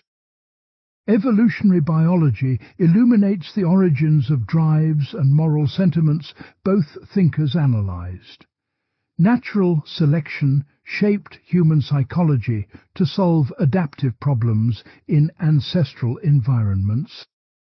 Status-seeking, coalition formation, and reciprocal altruism all served survival and reproductive functions. These evolved motivations operate largely outside conscious awareness and control. Nietzsche's will to power finds partial support in evolutionary perspectives on human motivation.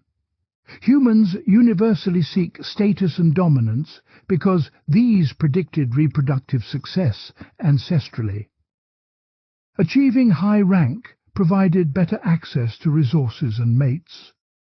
This drive persists even when modern circumstances make it maladaptive. However, evolution also produced capacities for empathy and cooperation that enabled group living. Humans evolved as ultrasocial species dependent on coordination for survival. Empathy, fairness concerns, and punishment of free riders facilitated large-scale cooperation. These pro-social capacities support Buddhist emphasis on compassion as natural human potential.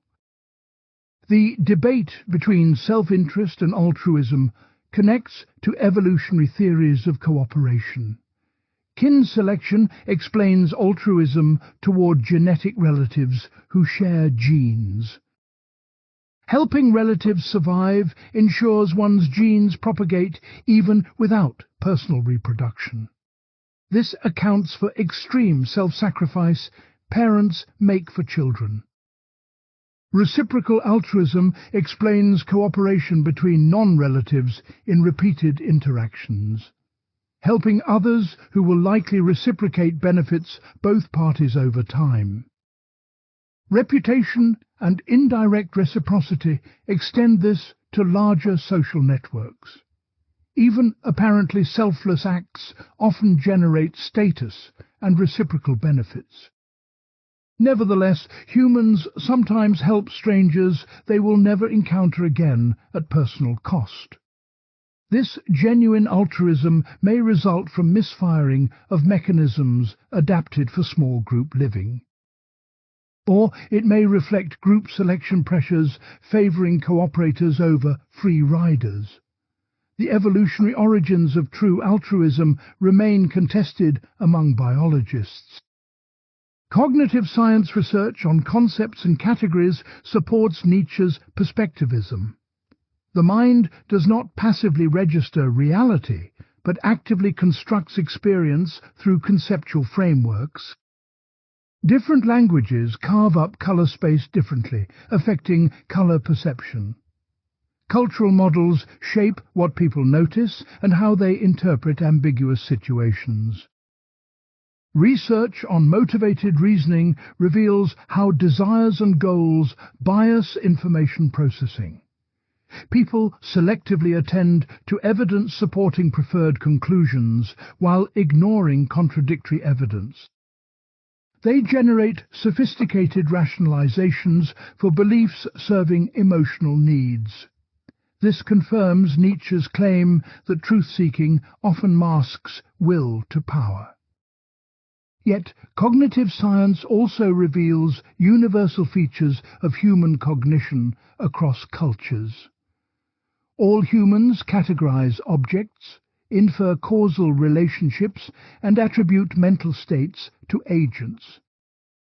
These core cognitive capacities appear innate rather than culturally constructed.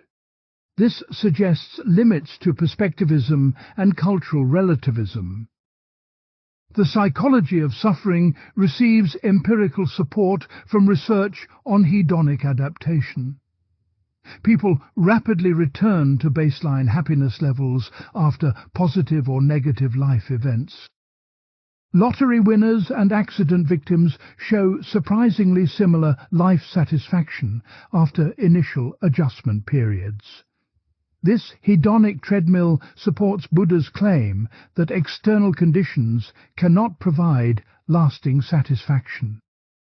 Research on desire and craving reveals the distinction between wanting and liking. These involve separate neural systems, with dopamine mediating wanting and opioids mediating liking. Addicts continue wanting drugs even when they no longer produce pleasure. This dissociation between desire and enjoyment confirms Buddhist analysis of craving's role in suffering.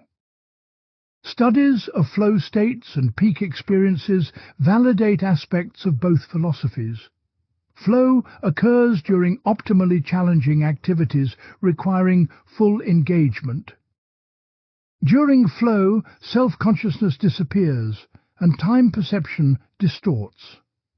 People report these experiences as deeply meaningful and intrinsically rewarding. Flow states align with Nietzsche's vision of engaged, vital existence fully absorbed in activity. They also share features with meditative absorption states described in Buddhist texts. Both involve transcendence of ordinary self-consciousness through focused attention. This suggests different paths may reach similar states through distinct methods. Research on meaning and purpose reveals psychological benefits of having life goals. People with clear purposes report greater life satisfaction and better physical health. Meaning buffers against depression and anxiety during difficult circumstances. This supports Nietzsche's emphasis on creating values and purposes. However, research also shows that pursuing ego-focused goals provides less lasting satisfaction than pro-social goals. Helping others and contributing to larger causes predicts well-being better than personal achievement. This supports Buddhist emphasis on compassion and reducing self-concern. The neuroscience of compassion reveals it activates distinct circuits from empathy. Empathy activates pain networks, literally feeling others' suffering. Compassion activates reward and caregiving circuits associated with positive affect. This makes compassion more sustainable than empathy for helping professions. Training in compassion meditation increases activation in these positive affect circuits. It also enhances prosocial behavior and reduces implicit bias against outgroups. These findings support the Buddhist cultivation of compassion as trainable skill. They challenge the view that altruism is fixed by genes or early experience. Psychedelic research provides surprising connections to both philosophical traditions. Substances like psilocybin temporarily dissolve ego boundaries and self-other distinctions. Users report experiences of unity, transcendence, and dissolution of the separate self.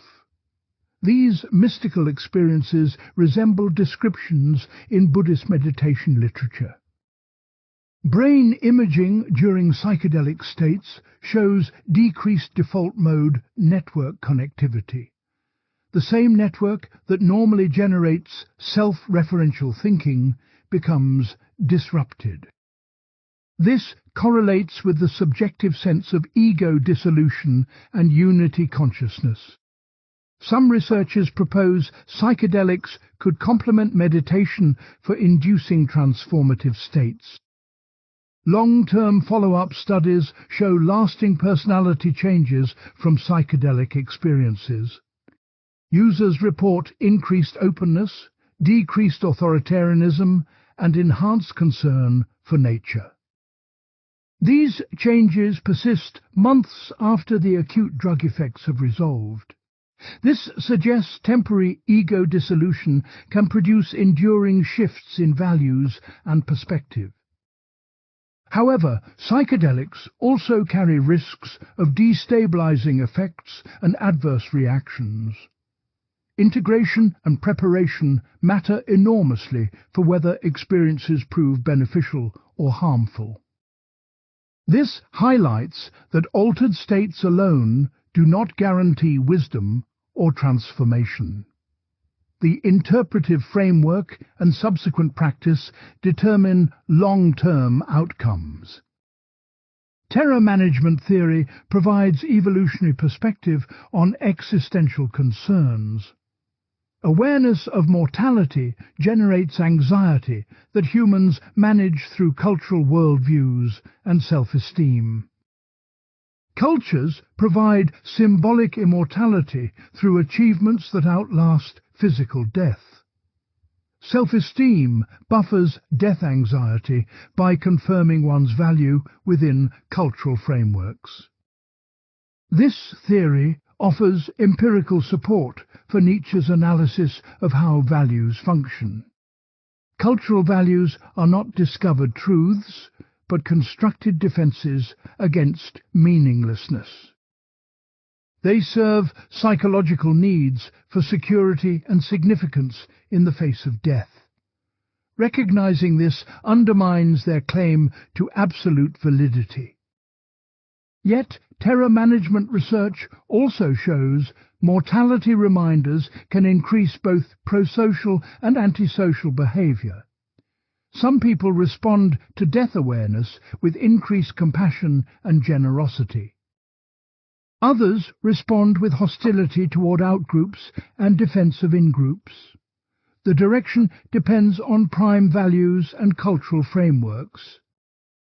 Buddhist practices may offer alternative approaches to managing existential anxiety. Rather than symbolically transcending death, meditation confronts impermanence directly. Repeated observation of arising and passing away normalizes change and reduces fear. Accepting rather than denying mortality may reduce defensive reactions.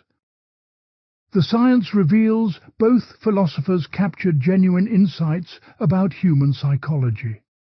Their disagreements often reflect emphasizing different aspects of a complex reality. Neither offers a complete scientific theory, yet both identified patterns confirmed by research. Modern psychology benefits from integrating insights from both traditions. Part 8. Practical Applications and Real-World Impact. Both Nietzsche and Buddha have profoundly influenced how millions of people approach existence. Their ideas moved from abstract philosophy into lived practice with concrete consequences. Buddhism developed institutional forms supporting systematic application of its teachings.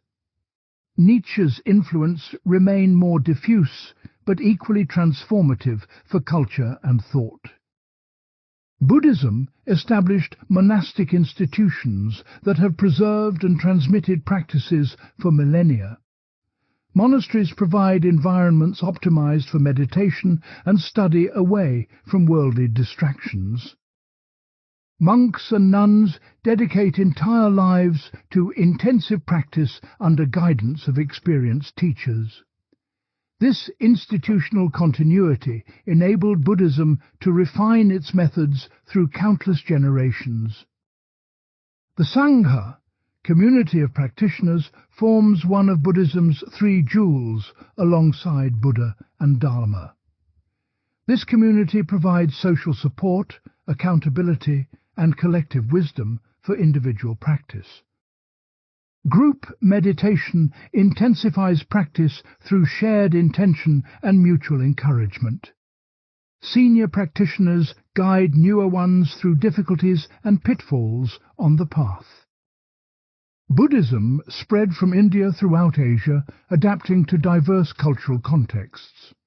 Theravada Buddhism flourished in Sri Lanka, Burma, Thailand, and Southeast Asia. Mahayana Buddhism developed distinctive forms in China, Korea, Japan, and Tibet. Each culture shaped Buddhist practice while being transformed by Buddhist values. In contemporary contexts, Buddhism has adapted to secular Western environments. Mindfulness-based stress reduction strips meditation of religious framework for clinical use. Developed by John Kabat-Zinn, in 1979, this program teaches meditation for pain and stress management. Thousands of studies document its effectiveness for diverse psychological and physical conditions. Mindfulness programs now operate in hospitals, schools, corporations, and prisons worldwide. Students learn meditation to improve focus and reduce test anxiety. Employees practice mindfulness to enhance productivity and reduce burnout. Inmates use meditation to manage anger and prepare for re-entry into society. Critics argue these applications commodify Buddhism and strip it of transformative potential. Corporate mindfulness serves capitalist productivity rather than liberation from suffering. It teaches people to accept oppressive conditions rather than challenge structural injustice. This domestication of Buddhism may undermine its radical critique of ordinary consciousness. Nevertheless, millions report genuine benefits from secularized Buddhist practices. Meditation reduces anxiety, depression, and chronic pain, even outside traditional religious contexts. People develop greater emotional regulation and psychological flexibility. These benefits are real, even if they fall short of enlightenment. Buddhist ethics have influenced environmental and animal rights movements significantly. Recognition of interdependence generates ecological consciousness and care for nature. The principle of non-harming extends moral consideration to all sentient beings.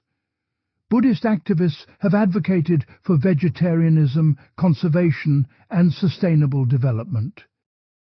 Engaged. Buddhism emerged in 20th century as socially active interpretation of practice. Figures like Thich Nhat Hanh integrated meditation with peace activism during the Vietnam War. The Dalai Lama has promoted non-violent resistance and dialogue for Tibetan autonomy. Buddhist organizations work on poverty relief, education, and social justice globally. The practical impact of Buddhist psychology extends to therapeutic applications. Acceptance and commitment therapy incorporates mindfulness and psychological flexibility. Dialectical behavior therapy uses mindfulness for emotion regulation in borderline personality disorder. These therapies demonstrate Buddhist insights can enhance modern psychological treatment.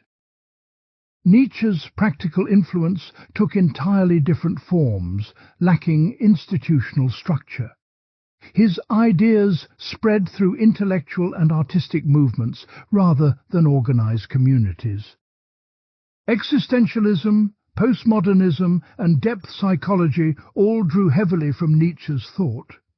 His influence appears in literature, art, politics, and popular culture. Existentialist philosophers like Sartre, Camus, and Heidegger developed themes from Nietzsche's work. The emphasis on radical freedom, authentic existence, and self-creation derives from his philosophy. Sartre's claim that existence precedes essence echoes Nietzsche's rejection of fixed human nature. Camus' absurdism confronts meaninglessness in ways inspired by Nietzsche's nihilism analysis. Postmodern thinkers like Foucault and Derrida employed genealogical methods Nietzsche pioneered. Foucault traced how power relations shape knowledge and constitute subjects. Derrida deconstructed binary oppositions to reveal hidden hierarchies in Western thought. Both approaches owe profound debts to Nietzsche's critique of metaphysics and morality. Depth psychology incorporated Nietzsche's insights about unconscious drives and motivation. Freud acknowledged Nietzsche anticipated psychoanalytic discoveries about the unconscious. Jung's concept of the shadow resembles Nietzsche's analysis of repressed instincts. Adler's individual psychology explicitly adopted will to power as fundamental human motivation. Artists and writers embraced Nietzsche as inspiration for creative experimentation and transgression. The modernist movement in literature and art reflects his influence throughout. Writers like Thomas Mann, Hermann Hesse, and James Joyce engage deeply with Nietzsche's ideas. His celebration of Dionysian creativity against Apollonian order shaped artistic movements. Political appropriations of Nietzsche have been numerous and often distorted. The Nazis catastrophically misused his philosophy to justify totalitarianism and genocide. This appropriation required ignoring Nietzsche's explicit opposition to nationalism and anti-Semitism. His sister's editorial manipulations facilitated this distortion of his actual views. Left-wing thinkers have also claimed Nietzsche as supporting revolutionary transformation. His critique of conventional morality can be read as challenging bourgeois values. The emphasis on self-overcoming resonates with Marxist notions of human self-development. However, Nietzsche despised socialism as another form of herd morality. Contemporary self-help movements have popularized simplified versions of Nietzsche's ideas. Amor fati appears as advice to accept and embrace whatever happens. Will to power gets reduced to personal empowerment and manifestation techniques. These applications capture superficial elements while missing philosophical depth and rigor. Nietzsche's influence on psychology extends to positive psychology and humanistic approaches. Abraham Maslow's hierarchy, culminating in self-actualization, reflects Nietzschean themes. Viktor Frankl's logotherapy emphasizes creating meaning through choosing attitudes towards circumstances. These therapeutic approaches advocate active construction of values and purposes. The concept of authentic existence drawn from Nietzsche shapes contemporary psychotherapy. Therapists encourage clients to examine whether they live according to genuine values or external expectations.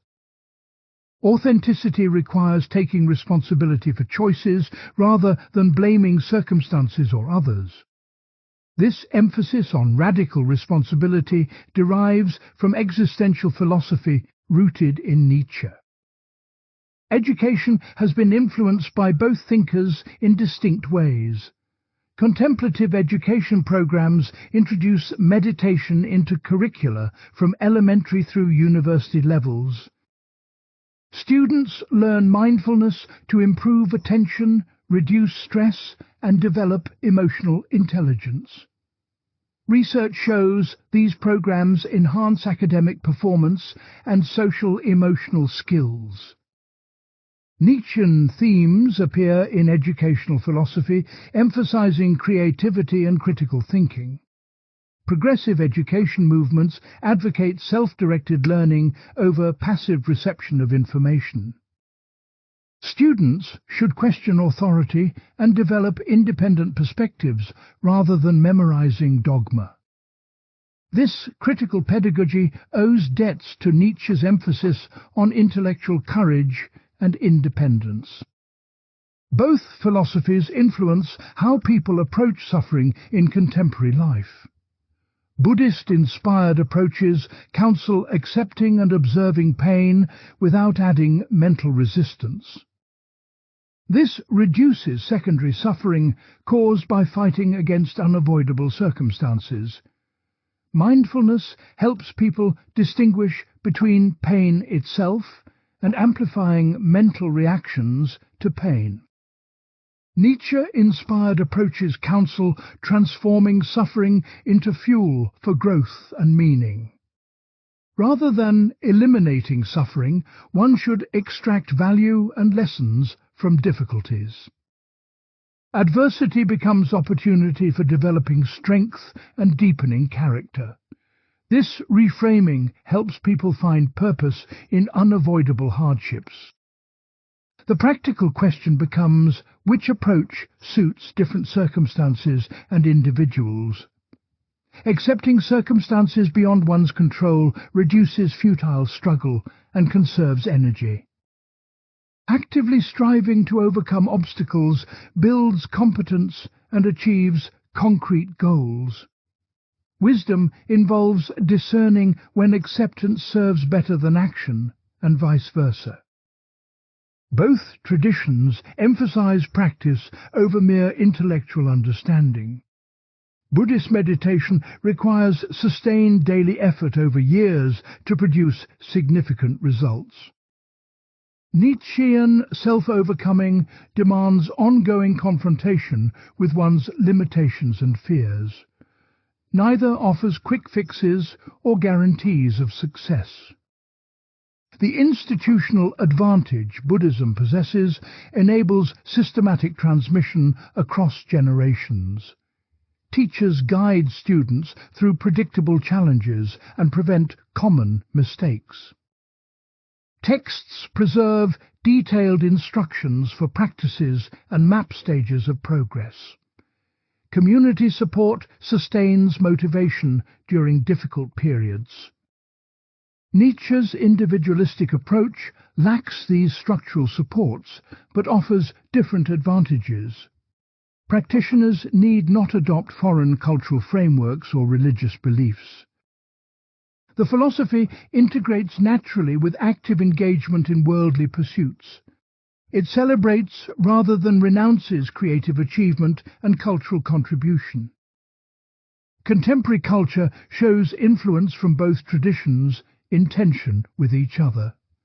Mindfulness apps and meditation centers proliferate alongside self-help books on personal empowerment. People seek both inner peace through acceptance and external achievement through striving. This reflects genuine human needs for both serenity and significance. The practical impact of these philosophies will likely continue evolving in coming decades. As scientific understanding advances, we may better integrate insights from both traditions. New synthesis could combine Buddhist psychological techniques with Nietzschean cultural creativity. Or deepening understanding may reveal their fundamental incompatibility more clearly. Part 9. Major critiques, limitations, and scholarly debates. Both philosophies face serious critiques from scholars and practitioners across multiple dimensions. Their internal tensions, logical problems, and practical limitations deserve rigorous examination. No philosophy escapes criticism, and intellectual honesty requires confronting weaknesses alongside strengths. Buddhism's doctrine of no-self faces the problem of accounting for reincarnation without a persistent identity. If no permanent self exists, what transmigrates from life to life, accumulating karma? Buddhist philosophers developed complex theories of momentary consciousness streams and subtle continuity. Critics argue these solutions reintroduce precisely what no self denies under different terminology. The concept of nirvana remains philosophically obscure despite 2 millennia of exposition. Describing it through negations avoids positive characterization that might clarify its nature. Is nirvana a state, an experience, or complete cessation of experience? Different Buddhist schools offer incompatible answers, suggesting fundamental ambiguity in the concept itself. The empirical claims about karma and rebirth lack scientific verification. Modern Buddhism often reinterprets karma psychologically rather than metaphysically. But traditional Buddhism clearly asserted literal rebirth across multiple realms of existence. Abandoning these doctrines may undermine the entire soteriological framework's coherence. Buddhist ethics faces charges of passivity and political quietism. If all conditioned existence is unsatisfactory and liberation lies beyond worldly concerns, why engage with social justice? The emphasis on individual enlightenment may neglect collective liberation and structural oppression. Critics argue Buddhism historically supported oppressive social hierarchies through karmic fatalism. The doctrine of dependent origination may be ultimately unintelligible. If everything arises dependent on conditions, including the principle of dependent origination itself, circularity threatens. What grounds the causal principle if it applies universally without exception? Some philosophers argue Buddhism collapses into incoherence when pushed to logical limits. Buddhist meditation practices carry risks that traditional sources acknowledge, but Western adaptations often downplay. Intensive practice can precipitate psychotic breaks, dissociative states, and emotional crises. The so-called dark night of the soul involves profound existential terror and meaninglessness. Teachers must skillfully guide students through these dangerous passages. The secularization of Buddhism for therapeutic purposes may corrupt its essence. Mindfulness becomes another technique for optimizing performance within samsara rather than escaping it. This domestication serves capitalist productivity and individual adjustment rather than radical transformation. The Dharma gets reduced to stress management and self-help. Scholarly debates continue about whether early Buddhism was truly atheistic and non-metaphysical. The Buddha refused to answer certain metaphysical questions, but never denied gods or cosmology. Early texts contain extensive cosmology describing multiple realms and supernatural beings. Modern interpretations often minimize these elements to make Buddhism palatable to scientific worldviews. The relationship between Theravada and Mahayana traditions remains contentious. Mahayana critiques Theravada as Hinayana, lesser vehicle, focused selfishly on personal liberation. Theravada defenders argue Mahayana innovations departed from Buddha's original teachings. These sectarian disputes reveal tensions within Buddhism about its core message. Nietzsche's philosophy faces equally serious objections from multiple angles. The most damaging charge accuses his thought of enabling or justifying oppression and violence. If traditional morality is rejected and power becomes the standard, what prevents might making right? Nietzsche never adequately addressed how his philosophy avoids descending into barbarism. The concept of will to power remains frustratingly vague and unfalsifiable. If every action manifests will to power, the concept explains nothing by explaining everything. Nietzsche never clarified whether will to power operates as psychological description or metaphysical principle. His unpublished notebooks suggest cosmological ambitions. His published works leave ambiguous. The eternal recurrence faces insurmountable scientific problems if taken literally. Thermodynamics shows closed systems increase entropy irreversibly toward heat death. Nietzsche's argument for recurrence based on finite matter and infinite time fails. Most scholars interpret recurrence as thought experiment rather than cosmological claim. But Nietzsche himself seemed to believe in its physical reality, at least at times. The tension between determinism and responsibility pervades Nietzsche's philosophy without resolution. If unconscious drives determine behavior and free will is illusion, how can anyone be responsible? Yet Nietzsche constantly praises and blames individuals for their choices and character. This apparent contradiction undermines his ethical and psychological theories.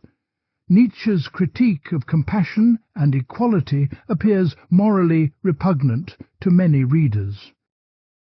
His attack on democratic values and celebration of hierarchy conflict with modern ethical sensibilities. While he opposed nationalism and racism, his aristocratic radicalism sits uncomfortably with egalitarian commitments. Some argue his philosophy inherently trends toward elitism and indifference to suffering. The absence of systematic method makes Nietzsche's philosophy difficult to evaluate rigorously. He offers brilliant aphorisms and provocative claims without sustained argumentation. His rhetorical style privileges persuasion over logical demonstration. This makes it unclear how to adjudicate disputes about his actual positions. Nietzsche's psychological self-understanding appears compromised by his mental breakdown. He claimed to possess great health while suffering from severe illness throughout life. His final writings show increasing grandiosity and paranoia before collapsing into madness. This raises questions about whether his philosophy reflects genuine wisdom or pathology. Scholarly interpretations of Nietzsche remain deeply divided on fundamental questions. Some read him as proto-fascist, celebrating domination and cruelty. Others read him as liberatory figure, attacking all forms of oppression and dogma. These competing readings cannot both be correct, yet both find textual support. The relationship between Nietzsche's early and late periods raises continuity questions. His early work celebrated Wagner and Schopenhauer, whom he later repudiated viciously. Did his philosophy undergo fundamental transformation or merely surface-level revisions? Scholars disagree about which writings represent his mature, considered views. Both philosophies struggle with the problem of grounding their ethical claims. Buddhism grounds ethics in reducing suffering, but never adequately justifies why suffering is bad. If no self exists to suffer, why does suffering matter ultimately? The framework presupposes rather than proves the ethical significance of suffering.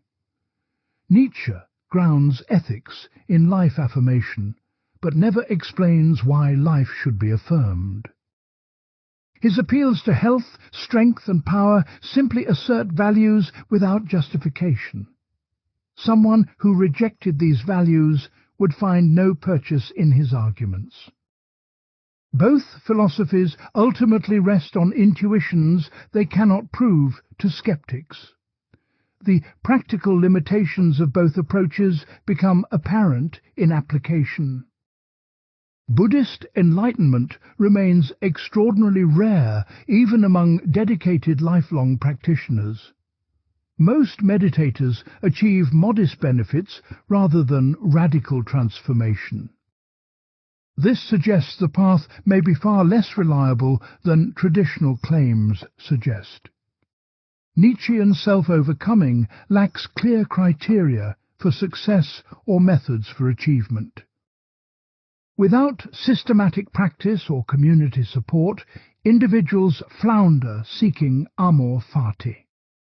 The philosophy inspires but provides insufficient guidance for concrete implementation. This may explain why Nietzsche's impact remains primarily intellectual rather than practical. Both face the charge of being fundamentally world-denying despite surface differences. Buddhism explicitly seeks liberation from conditioned existence. Nietzsche's eternal recurrence affirms existence, but only the same existence, repeating infinitely. Neither embraces genuine novelty, creativity, or openness to undetermined futures. Contemporary philosophers debate whether either philosophy remains viable given modern knowledge. Scientific understanding of evolution, neuroscience, and cosmology may undermine their foundations, or perhaps these philosophies address existential questions science cannot touch. The relationship between philosophy and science itself becomes contested in evaluating these systems. Feminist philosophers have critiqued both traditions for patriarchal assumptions and marginalization of women. Buddhism historically restricted women's access to ordination and leadership. Nietzsche made explicitly misogynistic statements throughout his writings. Both require substantial reconstruction to align with contemporary gender egalitarianism. Post-colonial scholars note how Western interpretations of Buddhism often distort Asian traditions. The construction of Buddhism as purely philosophical rather than religious serves Western preferences. This strips Buddhism of cultural context and lived practices embedded in Asian societies. The mindfulness movement exemplifies cultural appropriation, extracting techniques from their origins. The ecological implications of both philosophies remain ambiguous and contested. Buddhism's emphasis on non-harming supports environmental protection and animal welfare, but its goal of liberation from existence may devalue earthly concerns, including nature. Nietzsche's celebration of power and overcoming could justify exploitation of nature for human ends, or his critique of anthropocentrism might support ecological humility and restraint. Neither philosophy adequately addresses the reality of radical interdependence and systemic causation. Both focus heavily on individual transformation rather than collective liberation. Contemporary problems like climate change and economic inequality require coordinated social action. Philosophies centered on individual enlightenment or self-creation may prove inadequate for collective challenges. Part 10. The final confrontation, synthesis and verdict. We arrive at the fundamental question. Which philosophy offers the more accurate and viable response to human existence? This requires synthesizing insights across all dimensions we have examined. The answer may involve neither simple victory nor facile synthesis, but rather recognition of genuine incommensurability. Both philosophers correctly identified suffering as central to human experience, requiring philosophical address. Both recognized that conventional religious and moral frameworks had become inadequate. Both saw that transformation of consciousness rather than external changes offered the deepest solution. Their diagnostic agreement establishes common ground despite opposing prescriptions. The core disagreement centers on whether existence itself should be affirmed or transcended. Nietzsche demands total affirmation of becoming, including suffering and destruction. Buddha teaches that conditioned existence is ultimately unsatisfactory and should be transcended. These represent genuinely incompatible existential orientations that cannot both be fully correct. Modern science provides partial vindication for both positions simultaneously.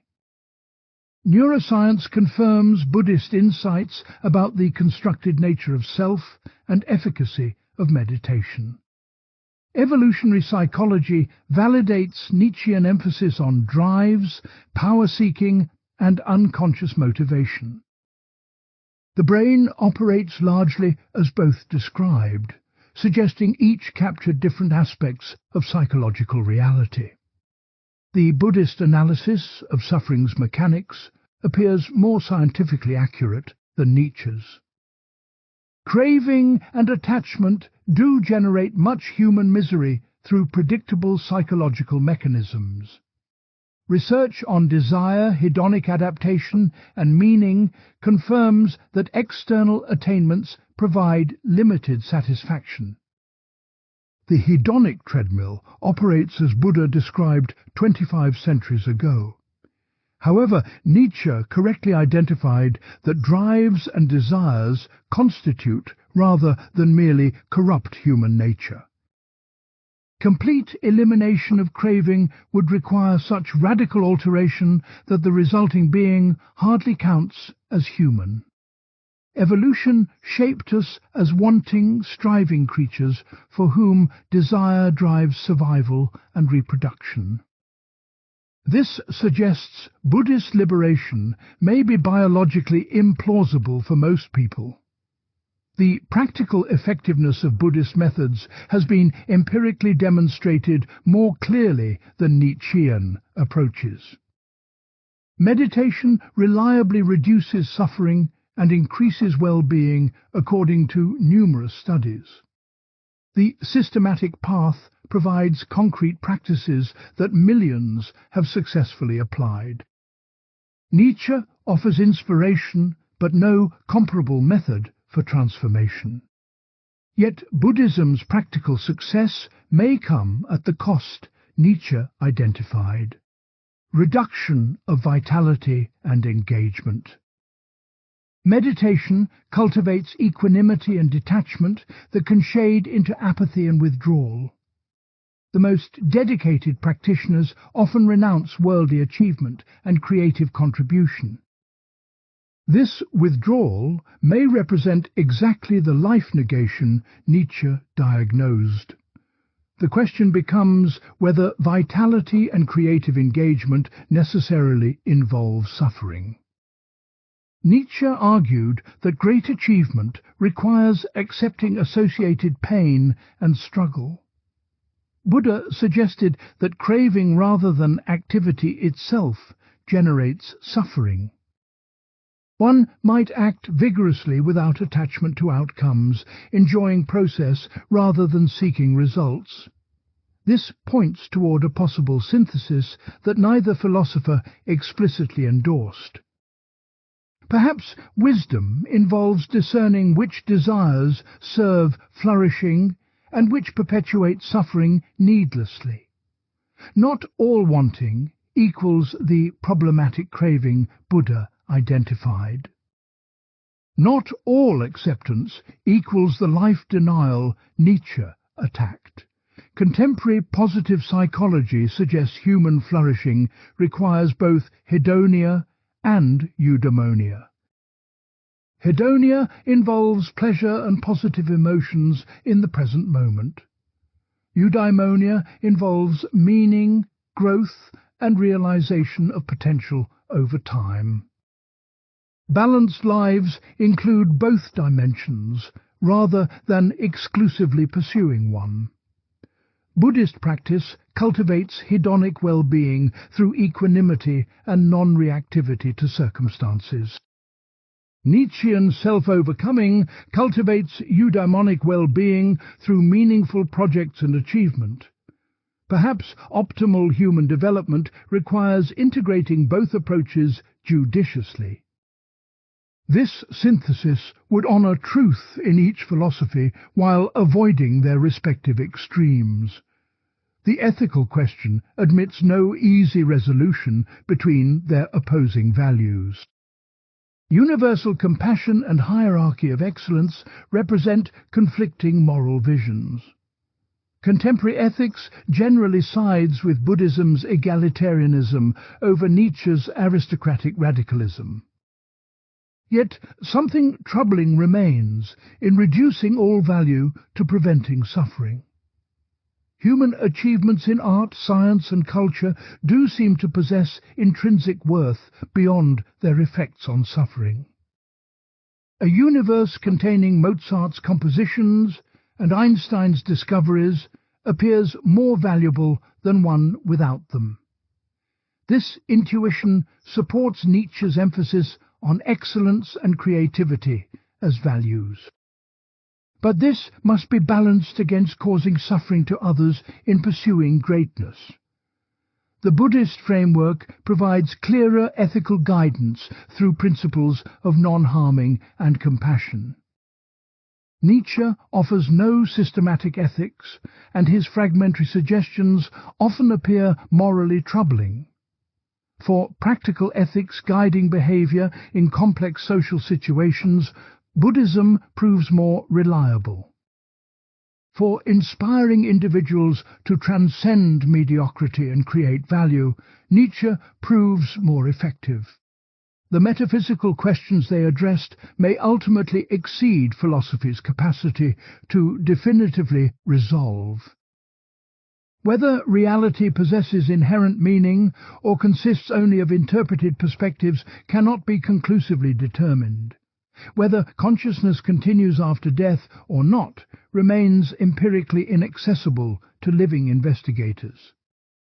Both philosophies make claims that exceed what evidence can verify or falsify. This suggests that choosing between them may involve existential commitment rather than intellectual demonstration. Some people resonate deeply with Buddhist teachings and find them transformatively true.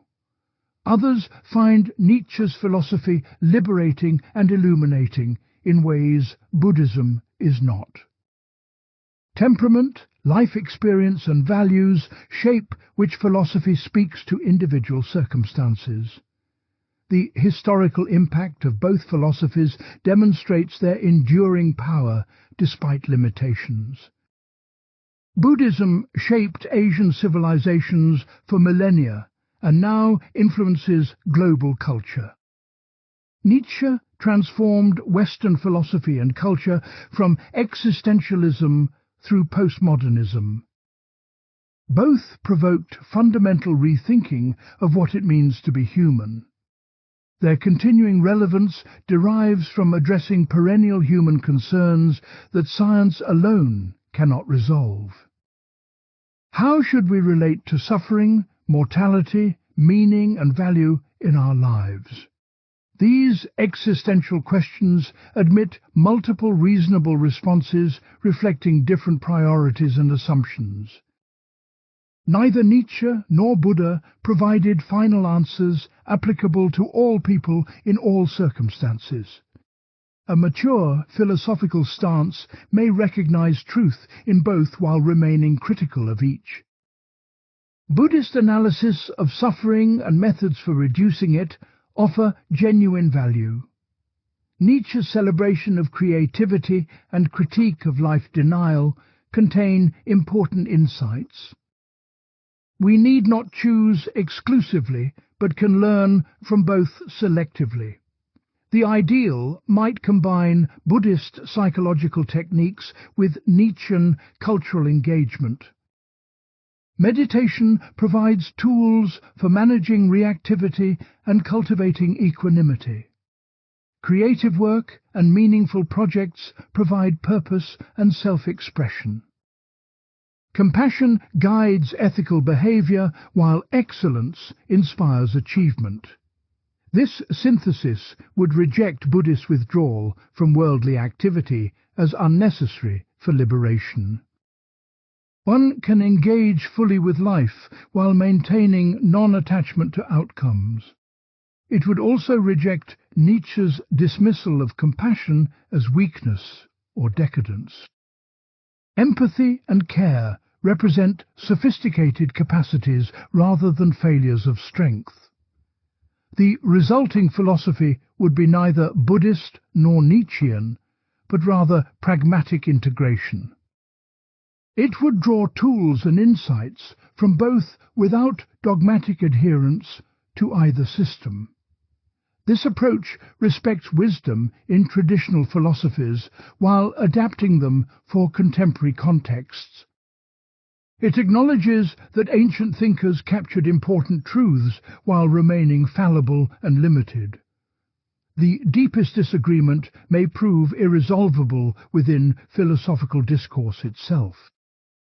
Whether to affirm or transcend existence represents an existential choice rather than factual question. Different life experiences lead reasonable people to opposite conclusions. Someone who has suffered greatly may find Buddhist liberation compelling. Someone who has experienced profound joy in creative achievement may embrace Nietzschean affirmation. Perhaps the ultimate wisdom involves recognizing the limitations of any single philosophical system. Human existence is too complex and multifaceted for one perspective to capture completely. We need multiple frameworks to address different dimensions and situations. The search for a final, definitive philosophy may itself reflect the metaphysical thinking both thinkers criticized. In the end, both Nietzsche and Buddha offer powerful resources for confronting existence. Their disagreement clarifies the fundamental choices facing any philosophical anthropology. Do we view humans primarily as suffering beings seeking liberation or creative beings seeking expression? Is the goal to eliminate craving or to organize drives into productive hierarchies? Should we transcend the world or transform our relationship to it? These questions have no single correct answer applicable across all contexts and individuals. Different answers suit different temperaments, circumstances, and life stages. A comprehensive philosophy of human existence might acknowledge this pluralism rather than forcing uniformity. Both Buddha and Nietzsche illuminate paths through existence without exhausting the possibilities. The confrontation between them ultimately enriches, rather than resolves, philosophical inquiry. By understanding their disagreement deeply, we clarify our own choices and values. We recognize the stakes involved in how we relate to suffering, meaning, and existence itself. This recognition represents the true value of bringing these titans into dialogue. Neither emerges as simple victor because both captured partial truths about human reality. Their opposition reflects a genuine tension in existence itself that philosophy cannot eliminate. We must hold this tension and navigate between extremes rather than collapsing into one side. This difficult balance represents the philosophical wisdom appropriate to our complex condition. The journey through their confrontation reveals more questions than answers. This may be the deepest teaching. Existence resists simple solutions and final explanations. Both Buddha and Nietzsche understood this in their own ways. Their philosophies point beyond themselves toward the mystery that remains when all systems fail. We close where we began, with two extraordinary humans confronting suffering and mortality. Their responses differ radically, yet both command respect for depth and seriousness. In studying their confrontation, we do not resolve it, but rather enter into it ourselves. This is the path toward whatever wisdom remains available to finite beings in an ambiguous universe.